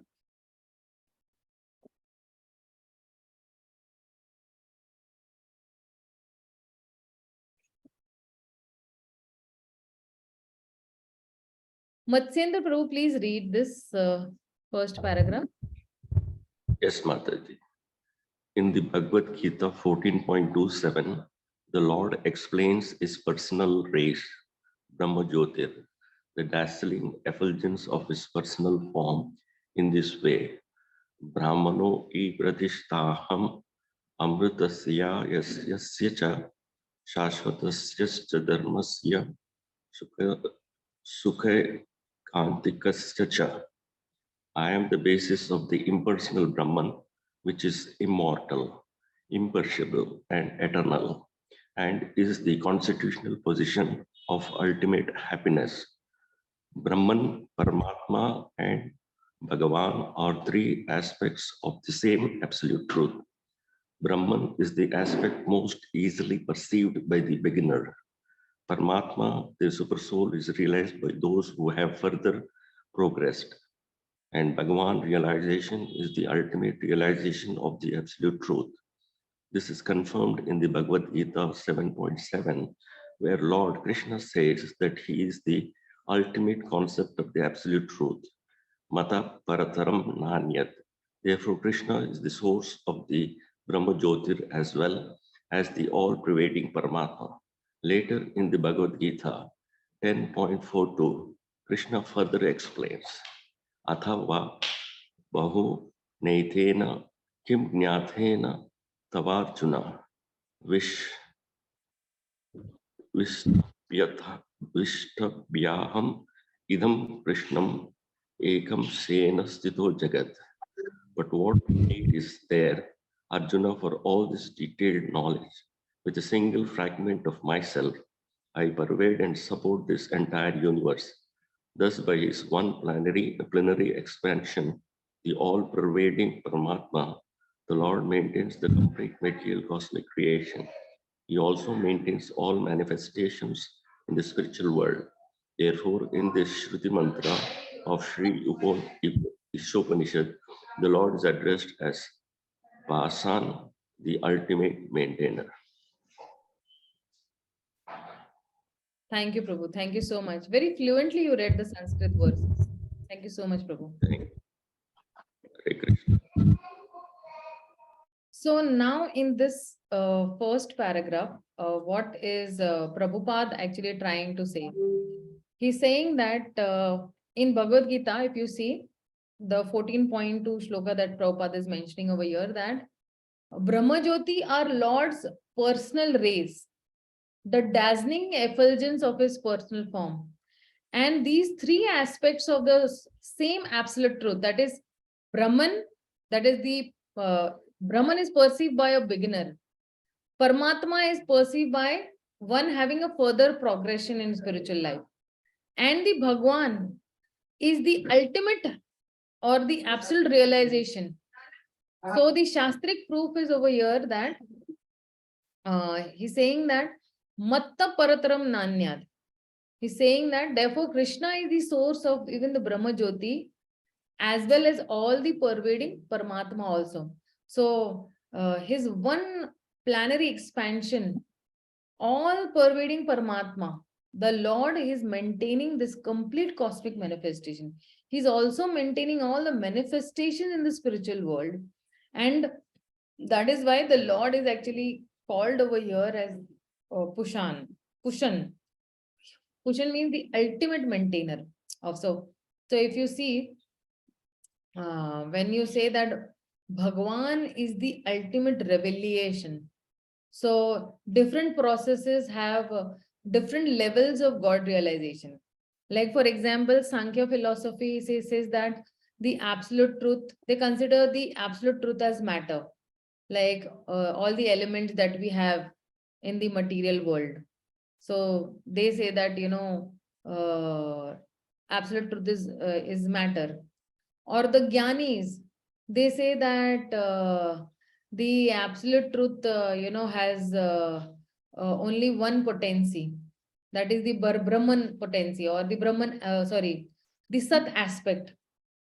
Then the yogis, they have this realization only with, you know, material potencies. So then they have only these, the realization of only two aspects, only the Sat and the Chit. The yogis are those who are actually meditating on the Paramatma form. So then they are able to experience only the level of Sat and Chit of the God realization. But those who are the devotees of the Lord, or those who are the bhaktas, their level is that they are seeing the absolute truth with all the material aspects also, the spiritual potencies also. And that is why they are able to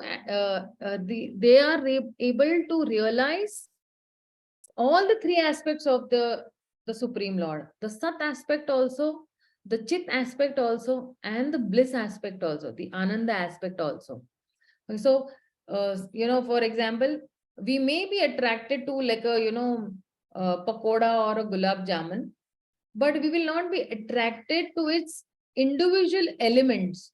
ये नहीं कि मुझे सिर्फ चने का आटा अच्छा लगता है, या उसकी सिर्फ उधर की गोभी अच्छी लगती है, या सिर्फ धनिया ही मुझे अच्छा लगता है. Similarly, this world may seem very much attractive, but if we see its individual elements, we will not be so attractive. we might not be so attracted to its individual elements.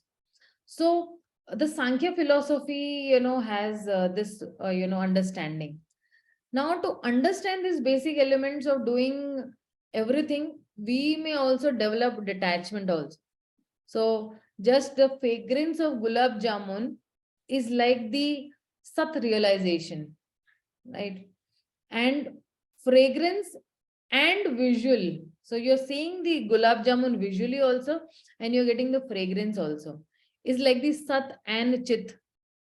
And the fragrance, the visual and the tasting, all three if you're having. So you are, आपको गुलाब जामुन का smell भी अच्छा लगता है, आपको दिखने में भी अच्छा लगता है, लेकिन टेस्ट में तो लाजवाब लगता है आपको, very very tasty.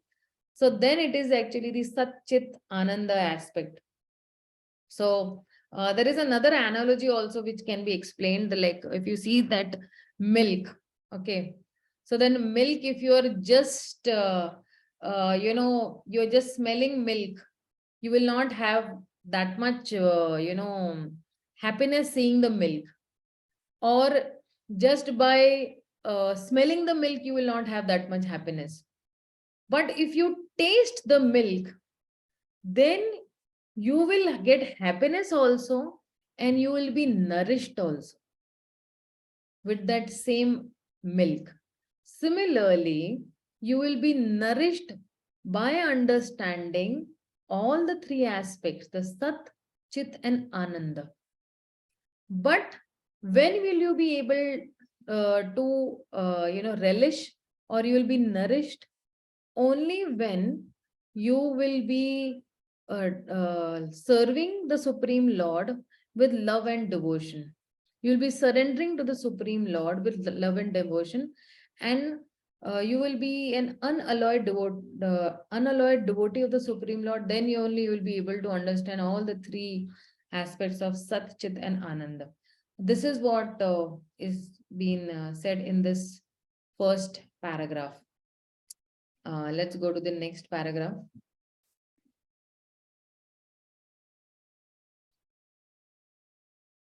So, okay, if you see this paragraph, the personality of Godhead Shri Krishna is always filled with transcendental bliss, Anandamayo Bhayasat. When he was present at Vrindavan in India 5,000 years ago, he always remained in the transcendental bliss, even from the beginning of his childhood pastimes. The killings of various demons such as Agha, Baka, Putna and Pralamba were but pleasure excursions for him. In his village of Vrindavan, he enjoyed himself with his mother, brother and friends. And when he played the role of a naughty butter thief, all his associates enjoyed celestial bliss by his stealing. The Lord's fame as a butter thief is not reapproachable, for by stealing butter, the Lord gave pleasure to his pure devotees. Everything the Lord did in Vrindavan was for the pleasure of his devotees, his associates there. The Lord created these pastimes to attract the dry speculators and the acrobats of the so-called Hatha Yoga system who wish to find the absolute the absolute truth. Of the childhood play between the Lord and his playmates, the cowherd boys, Shuddha Goswami in the Srimad Bhagavatam says that Itham Satam Brahma Sukhanubhutya Dasyam Gatanam Paradaitvitena Maya Ashritanam Naradarakena Sakham Vijaha Ruha Krita Punya Punyajaha.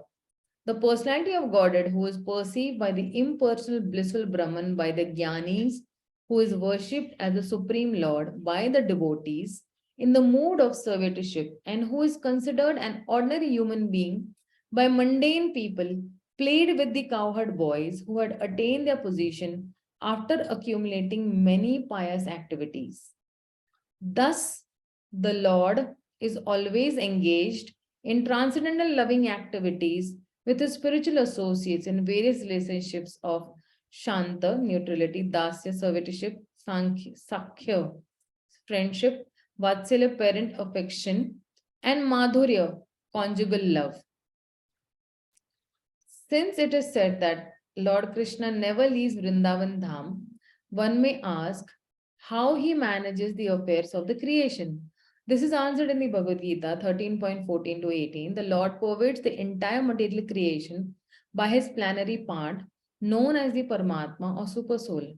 Although the Lord personally has nothing to do with material creation, maintenance, and destruction, he causes all these things to be done by his plenary expansion, the Paramatma. Every living entity is known as Atma or soul, and the principal Atma who controls them all is Paramatma, the super soul. So now if you see in these these paragraphs that we read from second, third, fourth, and the fifth. No, this we didn't read this. We just read this one. Okay. In these particular paragraphs, what is the speaker trying to say, or Srila Prabhupada trying to say? He's trying to say that how Krishna will reveal himself beyond Brahman also. So the Supreme Personality of Godhead, he's always filled with transcendental bliss. He's actually doing so many activities. He's actually killing the demons. He's giving enjoyment to his family members, mother, brother. He's actually acting as if in the naughty thief. So here Yoga Maya is hiding the divinity of the Lord. So people can interact in one of the 5 rasas with the Supreme Lord. So over here, the Yogamaya is like in an oxymoron. So yoga means connecting to the Supreme Lord, and Maya is one who keeps the living entity away from the Lord. But Yogamaya is Maya that strengthens the relationship with Krishna by making this person forget that the absolute truth is absolute truth. Or he is Param Bhagwan Purushottam, or he has a designation. Oh, because he is the Supreme Lord, I should worship him. No. So it is that Maya which is increasing the yoga. Increasing yoga means increasing the connecting to the Lord. So, it is said that Lord never leaves Vrindavan Dham. So somebody might ask that how he manages then the affairs of this creation when he does not even leave one step outside of Vrindavan. So Krishna is saying in the Bhagavad Gita that only I am pervading this entire creation by my plenary expansion known as the Paramatma or the Super Soul. So if you see, Bhagwan is the ultimate realization. So the Sankhyas, the Gyanis, the Yogis, and all these Karmis, they all that are there. Everywhere Krishna in the Bhagavad Gita, whether Krishna is actually giving Sankhya Yoga, he is saying about Man Mana Bhav Mad Bhakta, or he's saying about Gyanis, or he's saying about the yogis, those who are meditating upon my personal feature, or he's saying about the fruitive activities. But ultimately, Bhagwan is the ultimate realization, and all these Sankhya, Jnana, Yoga, and Karmis, these also lead to Bhagwan at one point of time, but they will lead to Bhagwan only through bhakti. A person might be a Sankhya yogi, a person might be a Jnana yogi or a Jnani, but if he wants to even realize the fullest point of being a Jnani, or a fullest point of being a Sankhya yogi, or the fullest point of being a Paramatma Vadi or a Paramatma realization, he has to go through bhakti. Okay, so ultimately, in 100%, if he wants to realize Jnana Yoga, Sankhya Yoga, he has to take the shelter of the Supreme Lord. This is what is being said in these 3-4 paragraphs from 2nd, 3rd, 4th, and 5th. Let's see the next paragraph, what Srila Prabhupada has to say.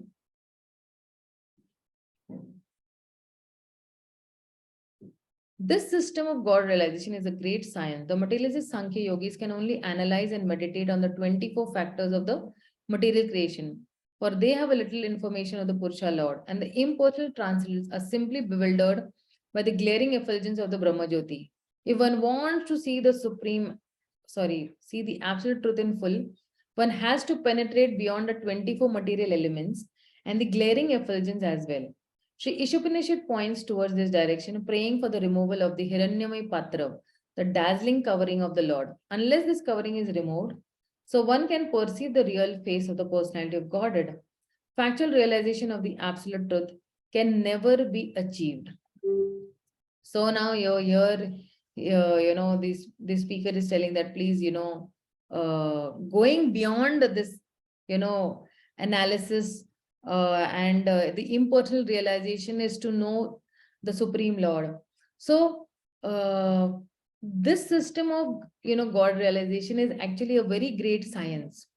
And if you see the Sankhya yogis, they want to analyze and meditate on these 24 factors of material creation. The impersonalists, they are, bewildered by the glaring effulgence. But if somebody wants to see the absolute truth in full, then he has to penetrate beyond these 24 material elements and the glaring effulgence of the Supreme Lord, of the Supreme Lord as well. So now, previously, actually, many, scientists were actually theists, and they saw some extraordinary phenomena in nature, and they would actually see the connection to the Supreme Lord or the Creator. But now, if you see these modern, Sankhyas are not even able to relate anything, to the creation or the Creator. What they are able to do, they are just, for example, like, Kelvin, one thinks very deeply that he's saying that if somebody is thinking very, very deeply, he'll be able to actually believe that, okay, behind this creation, there is a creator.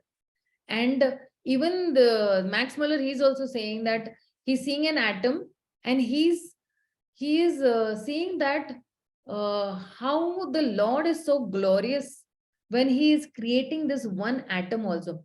So he also, the scientists previously had a gratitude also that, oh, how this, because when he saw an atom, and in that he could see the whole glory of the Supreme Lord or the creator of that particular atom. So, but nowadays, then the modern scientists are not able to see this at all.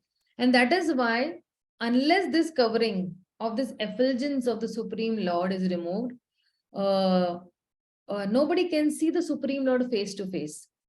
And seeing the Supreme Lord face to face is actually the realization of the absolute truth. And this can be achieved only by unalloyed devotional service. Okay, let's see the next paragraph, what Prabhupada is trying to say. The Paramatma feature of the personality of Godhead is one of the three plenary expansions of Vishnu's collectively known as the Purusha Avtaras.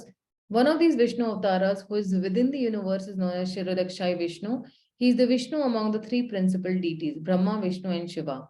And he is the all-pervading Paramatma in each and every individual living entity. The second Vishnu Tattva within the universe is Garbhodakshaya Vishnu, the collective super soul of all living entities. Beyond these two is Karanodakshaya Vishnu, who lies in the causal ocean. He is the creator of all universes. The yoga system teaches the serious student to meet the Vishnu Tattvas after going beyond the 24 material elements of the cosmic creation. The culture of empiric philosophy helps one realize the impersonal Brahma Jyoti, which is the glaring effulgence of the transcendental body of Lord Shri Krishna. That is the Brahma Jyoti, is Krishna's effulgence is conferred in the Bhagavad Gita as well as Brahma Samhita. Yasya Prabha Prabhavato Jagadanna Koti Koti Shushesha Vashudhi Vibhuti Bhinnam Tad Brahma Nishkalam Ananta Shesha Bhutam Govindam Adi Purusham Tamaham Bhajami. In the millions and millions of universes, there are innumerable planets, and each and every one of them is different from the others by its cosmic constitution. All of these planets are situated in a corner of the Brahma Jyotir. This Brahma Jyotir is but the personal rays of the Supreme Personality of Godhead, Govinda, whom I worship. This mantra from a Brahma Samhita is spoken from the platform of factual realization of the absolute truth. And the Shruti mantra of the ISHOPANISHAD under discussion confirms this mantra as the process of realization. The ISHOPANISHAD mantra is a simple prayer to the Lord to remove the Brahma Jyotir so that one can see his real face. This Brahma Jyoti effulgence is described in detail in several mantras of the Mundaka Upanishad. Hiranyamaye parakoshe vrajam brahma nishkalam tat chubhram jyotisham jyotis tat yad atma vido vidoho. Na tatra suryo bhati na chandra tarakam nema vidyoti bhanti kutho amyam agnihi tam eva bhantam अनुभाति सर्वम तस्य भास सर्वम इदम विभति ब्रह्म वेद्यम अमृतम पुरस्ताद ब्रह्म पश्चाद ब्रह्म दक्षिणातस चोत्रेण अधस चोर्ध्वम च पराश्रितम ब्रह्मा वेदम विषम idam varistham. In the spiritual realm beyond the material covering is the unlimited Brahman effulgence, which is free from material contamination. This effulgent white light is understood by transcendents to be the light of all lives.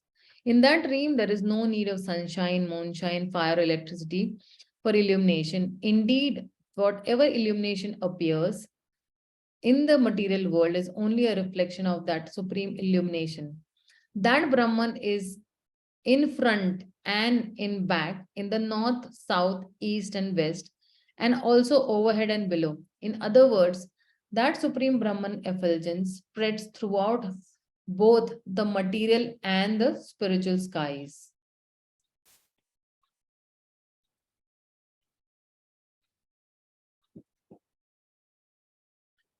So now in this particular mantra, or in this particular paragraph, I said that no knowledge of the Lord's potencies can give impersonal realization, and knowledge of only material potencies is as exhibited by the three Purushas give only Paramatma realization.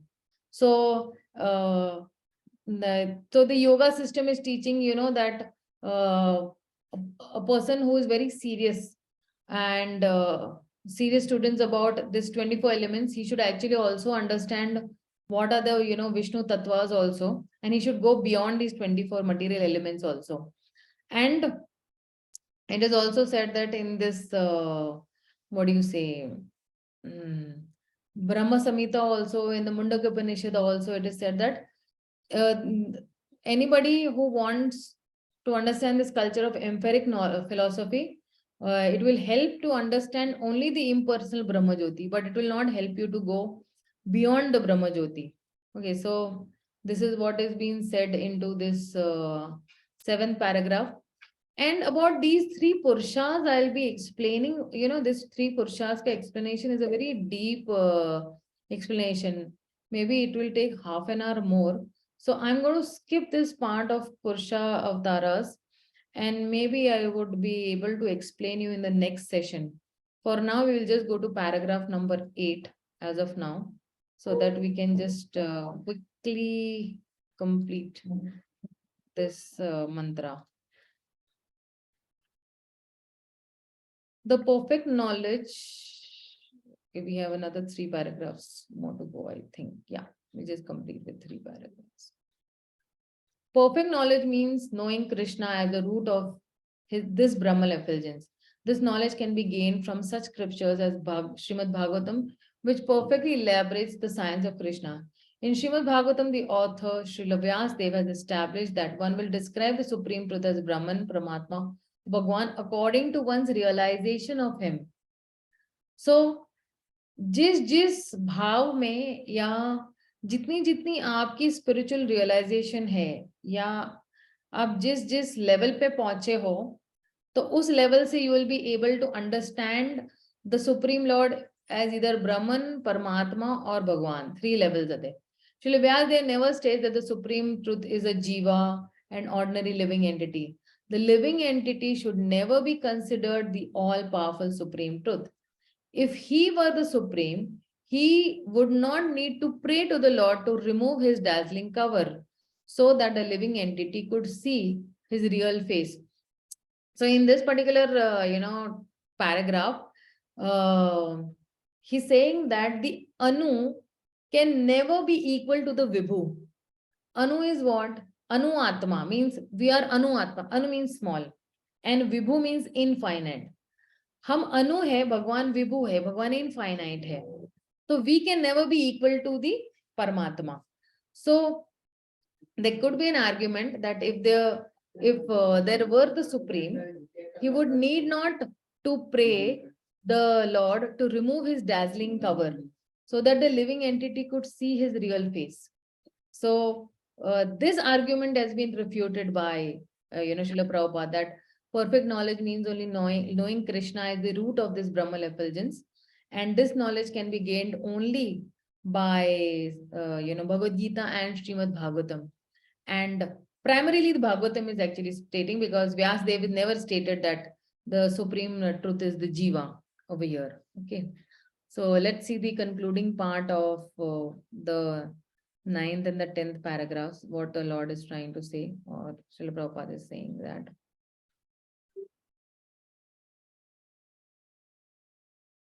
The conclusion is that one who has no knowledge of the potencies of the supreme truth will realize the impersonal Brahman. Similarly, when one realizes the material potencies of the Lord, but has a little or no information of the spiritual potencies, he attains Paramatma realization. Thus, both Brahman and Paramatma realization of the absolute truth are partial realizations. However, one when realizes the Supreme Personality of Godhead, Shri Krishna, in full potency, after the removal of the Hiranyamay Patra, one realizes Vasudeva Sarvamiti. He will realize that the Supreme Lord is the cause of all causes. Lord Krishna, who is known as Vasudeva, is everything, Brahman, Paramatma and Bhagwan. He is Bhagwan, the root and Brahman and Paramatma are his branches. In the Bhagavad Gita also, there is a comparative analysis of the 3 tribes of transcendental, the worshippers of the impersonal Brahman, the worshippers of Paramatma feature, and the devotees of Lord Shri Krishna, the Bhaktas. It is stated that the Jnanis who have cultivated Vedic knowledge are better than ordinary fruitive workers, that the yogis are still greater than the Jnanis, and that among all yogis, those who constantly serve the Lord with their energies are the topmost. In summary, a philosopher is better than a laboring man. A mystic is superior to a philosopher, and of all the mystic yogis, one who follows Bhakti Yoga, constantly engaging in the service of the Lord, is the highest. Sri ISHOPANISHAD directs us towards perfection. So in these 2 paragraphs, what is Prabhupada trying to say is that Prabhupada is saying that only Bhagwan realization is complete. That one who has no knowledge of the potencies of the Supreme Absolute Truth will only realize the impersonal Brahman. And one will realize the material potencies of the Lord, but has only little information or no information of the spiritual potencies. He will only attain the Paramatma realization. But when one realizes the Supreme Personality of Godhead, Sri Krishna, in full potency, after that covering has been removed, then he will realize that he is the cause of all causes, and he is the source also of the Brahman, Paramatma and Bhagwan. And the Jnanis and the yogis will not understand this. So this is what actually is being discussed in this particular text. And the Brahma Jyoti is completely explained. The different aspects of the absolute truth are also explained. How the Lord is pervading in the entire universe. This has also been explained in this particular text. Why the Lord's fame as but a thief is not so much reapproachable, or why Lord revealed his pastimes of Vrindavan, and what are the different relationships of the Lord and his loving activities, how the Lord never leaves Vrindavan, how he manages the affairs of this creation, though he never leaves, Vrindavan, even a one step outside of Vrindavan. And how can one perceive the real face of the Supreme Lord? What are the three aspects of the Vishnu Tattvas? And what is the yoga system teaching about Vishnu Tattvas? So all this is actually explained into this mantra 15 of this particular text. I'm sorry, I just took 15 minutes over time, but I thought that it was important to complete this so that from the next session, we go on to text number 16. Anybody has any queries, questions, doubts?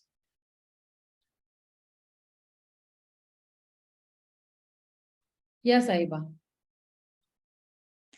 Hi, Krishna Mataji. Thank you so much for the wonderful class. Mataji, I just wanted to ask that I think in some paragraph we read that Lord Garbhodaya Vishnu is a collective supersoul. So, what do we understand by a collective supersoul, and what is the difference between being a supersoul and a collective supersoul? Yeah, I'll be taking this one full session. ये पूरा जितना भी है, this hierarchy which comes from Krishna to, Balaram to Mahashankarshan, Shankarshan, then Narayana, and all these. इसका एक पूरा detail में class लूंगी. It will take another like half an hour to explain the whole, what do you say, this about all these Vishnu Tattvas that are there. Like, so I'll be taking. Okay, Mataji. And Mataji, okay, just in case if we have time, so like we were anyways discussing about Hatha yogis and Shankar yogis. So I do not understand what they actually do and practice, what is the philosophy. So maybe if we have time, so next time or maybe this time, just in short and brief. Yeah, sure. Sure. We will be discussing about what are these Sankhya yogis and what are these Jnana yogis and Hatha yogis and Dhyana yogis. Yes. For understanding, because Bhagavatam Canto 2 explains in very big details about all these yogis and what is even their destination also that they attain. But if you're not having this knowledge, if you don't understand these intricate things, don't worry. वैसे भी हमें वो राह पे जाना नहीं है, हमें तो सिर्फ शुद्ध भक्ति के मार्ग पे जाना है. But yeah, it is necessary to understand that okay, where is their destination and we are in much safer position. Okay. Jui Mataji, you Thank you, Mataji. Yeah. Hare Krishna Mataji. I have a very silly question. We say that the propensity to love Krishna, to know Krishna, comes through bhakti. But you had earlier mentioned that people who want to go to Brahman, they take millions of years to reach that position. If Krishna is the creator, if he gives us this ichha chahat to know him, why is it that people prefer to go to the Brahman versus the effulgence versus the form of Krishna? Good question. See, the Lord has given everybody a free will. And because the Lord is independent, he is Abhigya, he is Swarat also. So are the living entities also independent. And the Lord gives us the free will. Okay, if somebody is desiring, I want to go for the Brahman realization, okay, you go for Brahman realization. If somebody is desiring that wants Paramatma realization, okay, go Paramatma realization. And somebody wants to come to him the harder way also. So he sanctions that also. Why? Because he is not that, he's not that Supreme Lord who's going to choke us up and tell us that now worship me. If somebody wants to, just be in this material world for lifetime, even after having that knowledge, still the Lord is sanctioning that also. कि उस व्यक्ति को सब चीजों के बारे में पता है, फिर भी उसको सरेंडर नहीं करना है. The Lord is sanctioning that also because the Lord wants कि you come to me on your own desire. Don't come to me with some pressure. कि अब मुझे ये करना है और फिर मुझे आना है, मुझे ये करना है और फिर मुझे आना है. So if somebody wants to have that Brahman realization, Krishna sanctions that also. And in that Brahman realization, if he gets the kripa of a pure devotee, then he can elevate to the pure bhakti level also. It's not like that कि वो ब्रह्म ज्योति में पड़ा ही रहेगा his whole life. If there is a little desire from him that I want to get out of this Brahma Jyoti, then Krishna sends his pure devotees, like Narad Muni. Narad Muni is moving around everywhere. So, pure devotee like Narad Muni will come and, give him some gyan, give him some bhakti sukruti, and by which he can elevate himself to the supreme abode also. तो अब आपकी इच्छा पे, आपके free will पे है, that free will has been given to you, that either you go this way or you go that way, or you wherever you want to go. Yes, Mataji. And your knowledge, Mataji, use gulab jamun. If I have not seen it, heard of it, tasted it, how will I want it? So people around us don't just heard of Krishna, but they don't have the bhav. How will they ever seek him if they don't know? Yes, for that actually we have to give them prasadam. So say for example, for example, now with this gulab jamun example is there, okay? So somebody is just smelling that gulab jamun, or smelling means what? He's having that particular smell but he's not seen the gulab jamun at all. Okay, so he's just smelled the gulab jamun.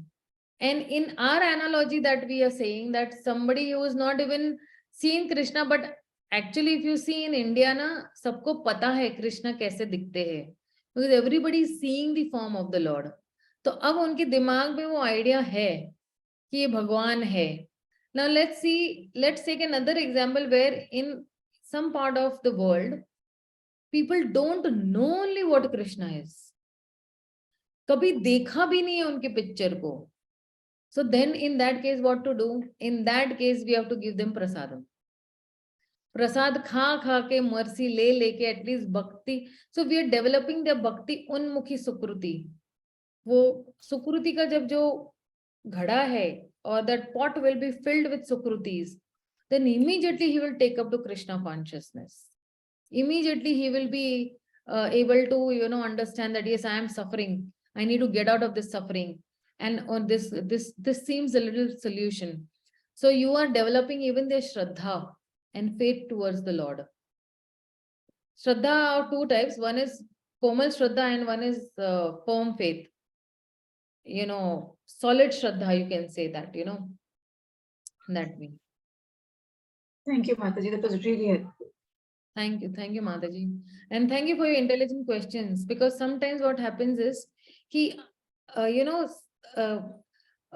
whenever this question answer session comes na, तो उस व्यक्ति के पास होगा ये question उस time पे जब वो पैराग्राफ पढ़ रहे हैं, but because of our short memory, it might slip also away from that other person's mind. But जब आप पूछते तो उसके लिए भी हाँ, even I had the same question, but I forgot to ask. So it's good that you are asking questions. Yeah, I think Kalyani Mataji has some question. वो कुछ पूछना चाहती है? No, Mataji. Okay. Yeah, any more questions? Okay, so if we do not have any questions, maybe the next session we will have for these Vishnu Tattvas and some more queries, and this all Hatha Yoga, Sankhya Yoga and all these. We will have one separate session for this as such. But just to announce that we are on the verge of completing our syllabus of this whole book. I want that everybody gear up for answering the questions and gear up for actually shloka recitation also and written tests also. I hope you all have the questions that are going to be asked in the handbook. Wahi questions aapko answer karne hain. The extra questions that I have given, that is only for your personal understanding. These extra questions are not going to come in the examination at all. Only the questions that are there in your handbook, Only these will be asked in the examination. Okay.